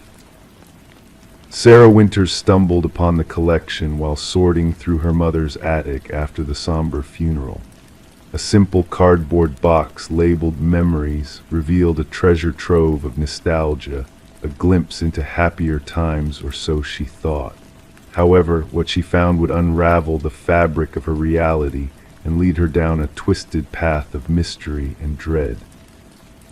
In the first photo, he was a mere outline, a dark silhouette on the periphery of her 7th birthday celebration. By the second snapshot, he had ventured indoors, his presence unnoticed by the revelers, and with each subsequent photo, the figure drew closer, a silent intruder in the midst of cherished moments. With trembling hands, Sarah called her father, seeking answers to the unsettling enigma. But his confusion mirrored her own, his voice tinged with unease as he denied any knowledge of the mysterious man haunting the photographs. Desperate for clarity, Sarah turned to Detective Marcus Reed, a stoic presence in the dimly lit precinct, rain tapping a melancholy rhythm against the windows. Spread across the detective's desk, the photos revealed a sinister progression, a spectral figure advancing stealthily through the frames. Reed's keen eyes traced the phantom's movements, his expression betraying a flicker of concern beneath his composed demeanor. Who was this spectral interloper, and what dark purpose drove him to insinuate himself into the family's history? As the investigation unfolded, a chilling truth emerged from the shadows of the past. The figure in the photos, long dismissed as a trick of the light, bore the likeness of a man long vanished, a man with a sinister history of disappearances and unspoken horrors. Robert Keller, a maintenance worker with access to secluded rental properties, emerged as the specter haunting Sarah's family album. Dental records and forensic scrutiny unveiled a grim connection between Keller and unsolved child abductions spanning decades.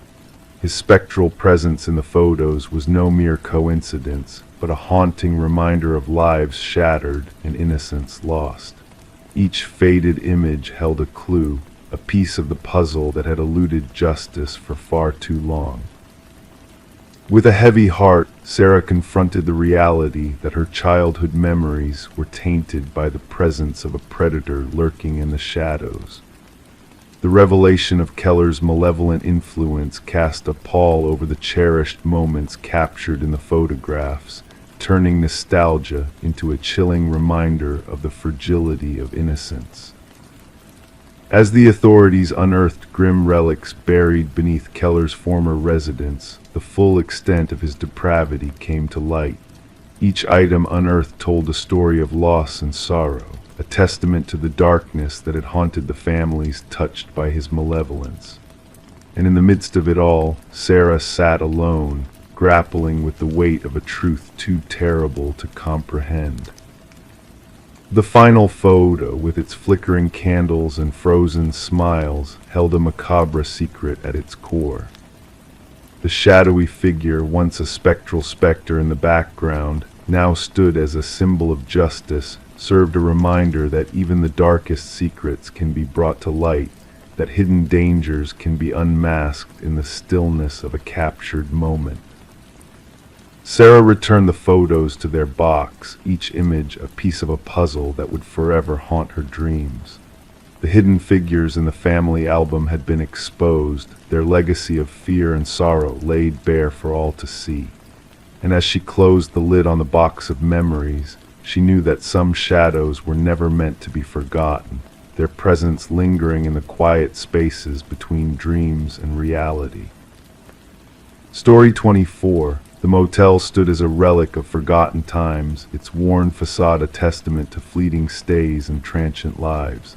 A place where shadows lingered and whispers echoed in the dusty corridors. The key exchanged hands with a silent warning, a caution that hung heavy in the air. Just avoid the last door on the left. The clerk's words barely a whisper, but they sparked a curiosity that tugged at her like a thread unraveling a mystery. That night, bathed in the muted glow of flickering lights, she found herself drawn to that forbidden door. The metal handle sent a chill through her fingertips, a sensation that hinted at the secrets held within. To the naked eye, the door was like any other, blending into the nondescript hallway. But when she pressed her ear against its weathered surface, a faint rhythm stirred from the other side, a breath that seemed to speak of hidden truths. Detective Morgan Reed stepped into the scene, her senses assaulted by the tang of metal and decay that clung to the room. Blood had seeped into the very fabric of the space, staining it with a darkness that whispered of violence done and lives shattered. Amidst the stark contrast of order and chaos, a young woman lay motionless, her form a stark contrast against the sterile backdrop. Reed knelt beside the fallen figure, her gaze tracing the lines of a life cut short. The forensic technician's voice pierced the heavy silence, matter of fact in its recounting of the grim details. Another victim, another puzzle piece in a twisted game that left only devastation in its wake. As the investigation unfurled, Reed delved into the shadows that veiled the victim's past. Each clue led her deeper into a labyrinth of deceit and betrayal, where the veneer of normalcy masked a darker truth. The victim, Elaine Werner, seemed a contradiction in this bleak setting, her presence a mystery that begged to be unraveled. Whispers of a predator on the prowl haunted the precinct, casting a pall over the once quiet community. Reed's pursuit of justice became a dance with shadows, a relentless quest to bring light to the darkest corners of the human soul. The threads of the case wove together in a tapestry of lies and half-truths, leading Reed to a man whose facade crumbled under the weight of his sins. Charles Emerson, a pillar of society, stood accused of crimes that defied comprehension. His polished exterior hid a darkness that Reed sensed with a shiver of recognition. In the hushed confines of the interrogation room, Emerson's mask slipped, revealing the ugliness that festered beneath. His words rang hollow, a desperate attempt to justify the unjustifiable. But the evidence spoke louder than any protestations, painting a damning portrait of a man consumed by his own monstrous desires. The trial brought closure but not peace. The families of the victims sought solace in the verdict, a semblance of justice for the lives torn asunder. Reed watched as Emerson was led away, his eyes meeting hers in a fleeting moment of revelation. In that gaze she glimpsed the void that lurked within, a darkness that chilled her to the core. The tale of the door on the left case spread like wildfire, a cautionary tale of the monsters that walk among us. But for Reed, the echoes of that night lingered, a reminder that some doors once opened can never be closed again. In the stillness of the evidence locker, 3 keys lay silent witnesses to the horrors that unfolded, their metal surfaces reflecting the truth that some scars never truly heal. Story 25. The new owners found it peculiar the crackling of the old intercom system late at night, a relic of the past, rewired but forgotten. Then one evening the husband impulsively pressed the button. A whisper crackled through the speaker.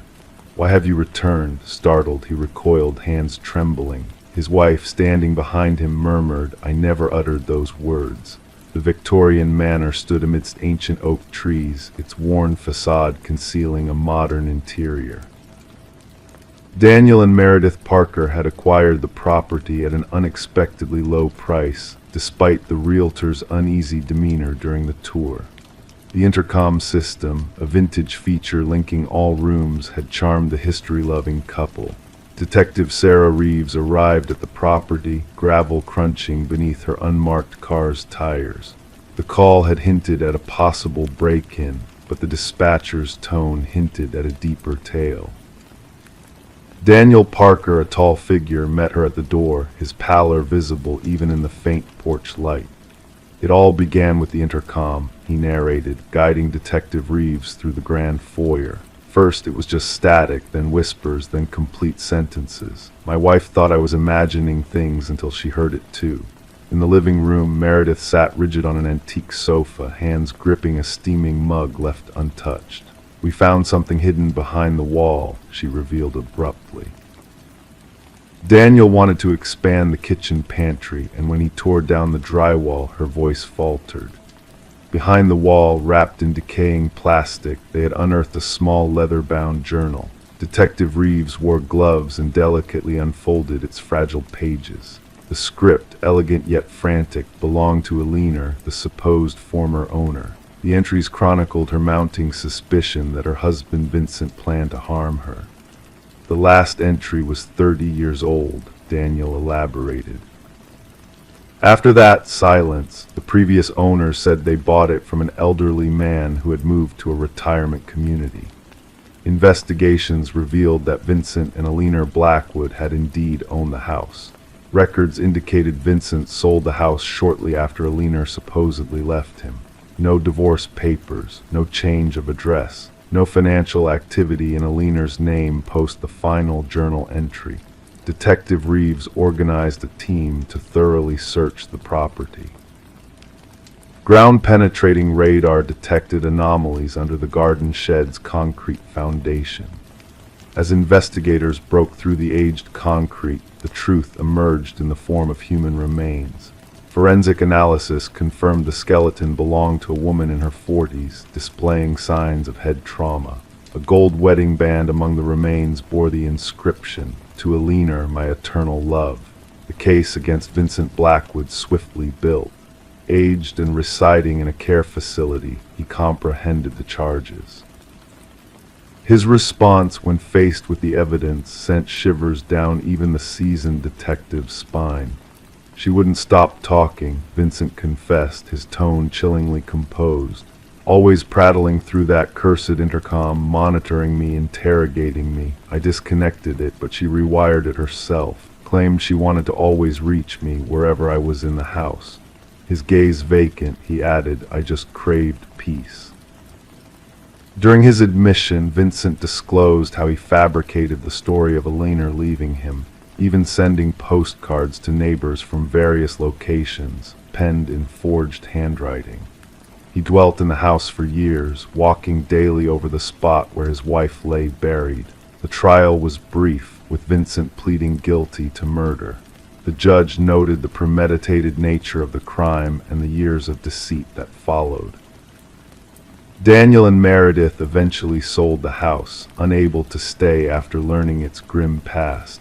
Before departing, they held a memorial for Elena in the restored garden.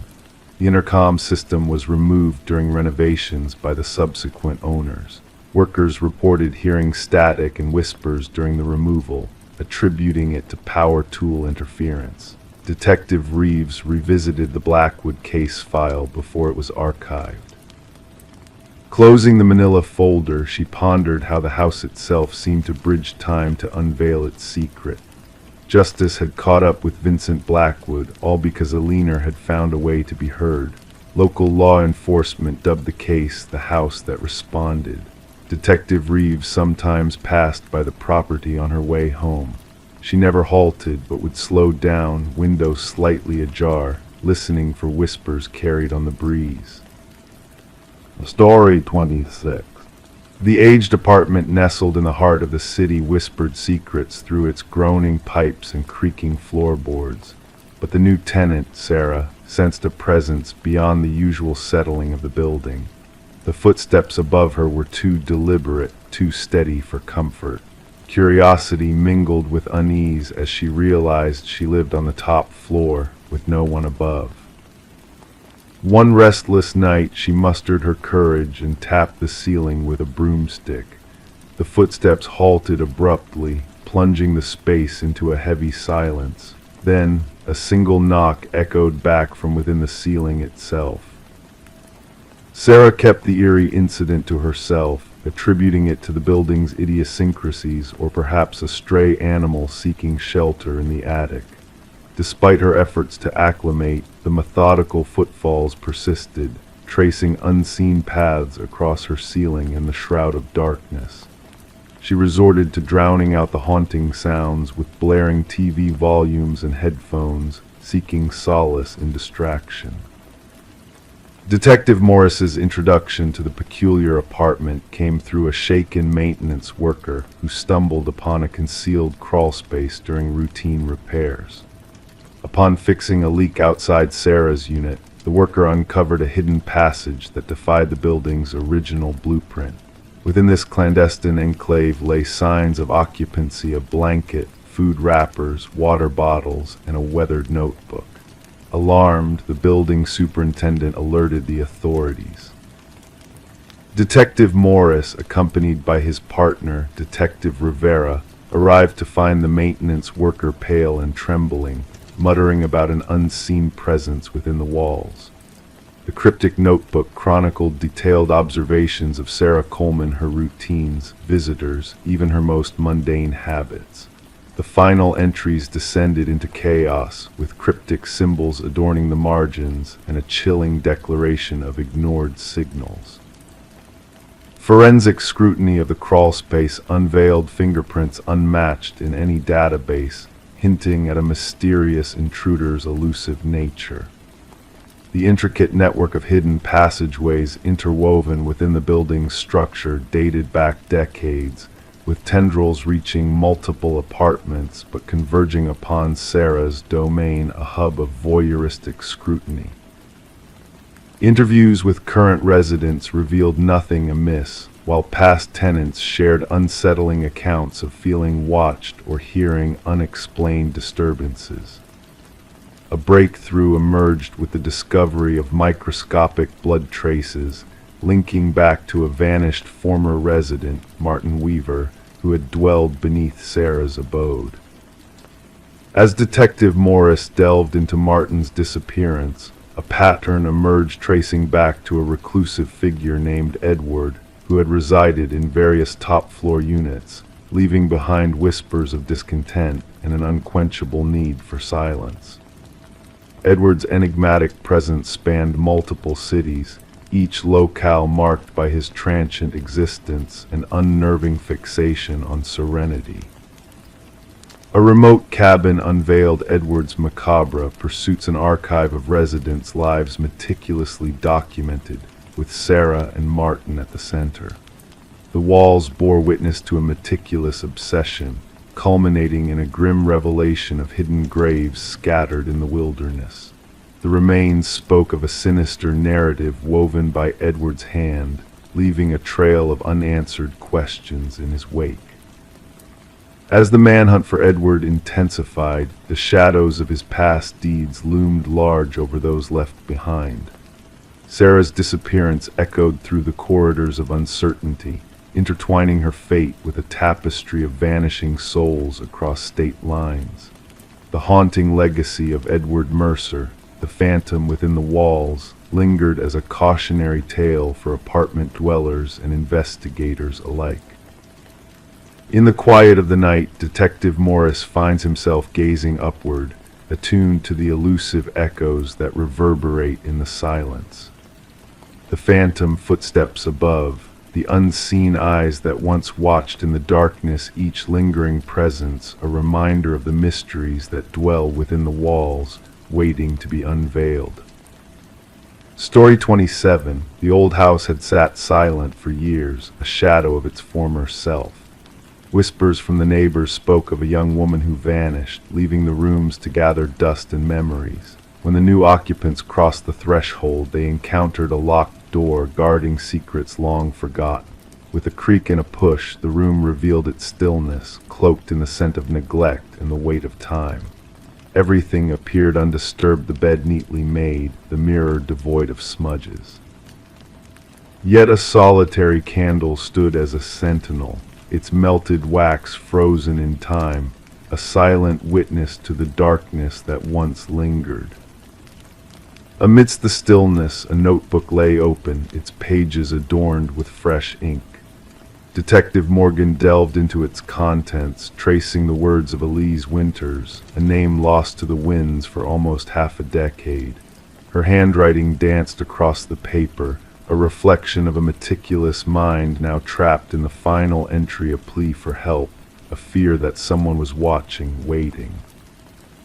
The room held its breath as the investigators combed through the remnants of a life interrupted. Elise, a paralegal entangled in a web of deceit and danger, her discoveries casting shadows on those she once trusted. Colleagues spoke of her dedication, her sharp mind unraveling threads of deception that led to her abrupt disappearance. In the quiet chamber, devoid of outward signs of struggle, the truth lay hidden beneath the surface. A candle's flame had burned low, casting shadows on secrets long buried. The forensic team unearthed a key, a gateway to a trove of revelations locked away in a safe deposit box. Documents whispered of betrayals and cover-ups, of a truth too dangerous to be exposed. As the digital echoes of clandestine conversations filled the room, the darkness began to recede, unveiling a sinister truth that had lurked in the shadows. Elise's pursuit of justice echoed in the silence, a beacon of light in a world shrouded in darkness. The trail of deception led to the doorstep of power, exposing the corruption that had thrived in the shadows. Through hidden passages and concealed truths, the mystery unraveled, leading to a reckoning long overdue. Vincent Harriman, a figure of authority, stood accused, his facade crumbling under the weight of evidence stacked against him. The walls of silence he had built around himself crumbled, revealing the darkness that lurked within. In the courtroom, echoes of Elise's voice reverberated, a testament to a life cut short in the pursuit of truth. Her legacy lived on in the flickering candlelight of justice, illuminating the path for those who dared to seek the truth buried beneath layers of deceit. The house, a silent witness to the unfolding drama, stood empty once more, a monument to the courage of a young woman who refused to be silenced. Her spirit lingered in the shadows, a reminder that even in the darkest of nights, the light of truth would prevail. And as the moon cast its gentle glow upon the empty windows, a sense of peace descended, cradling the house in a cloak of quiet slumber, where secrets whispered in the night, waiting to be heard.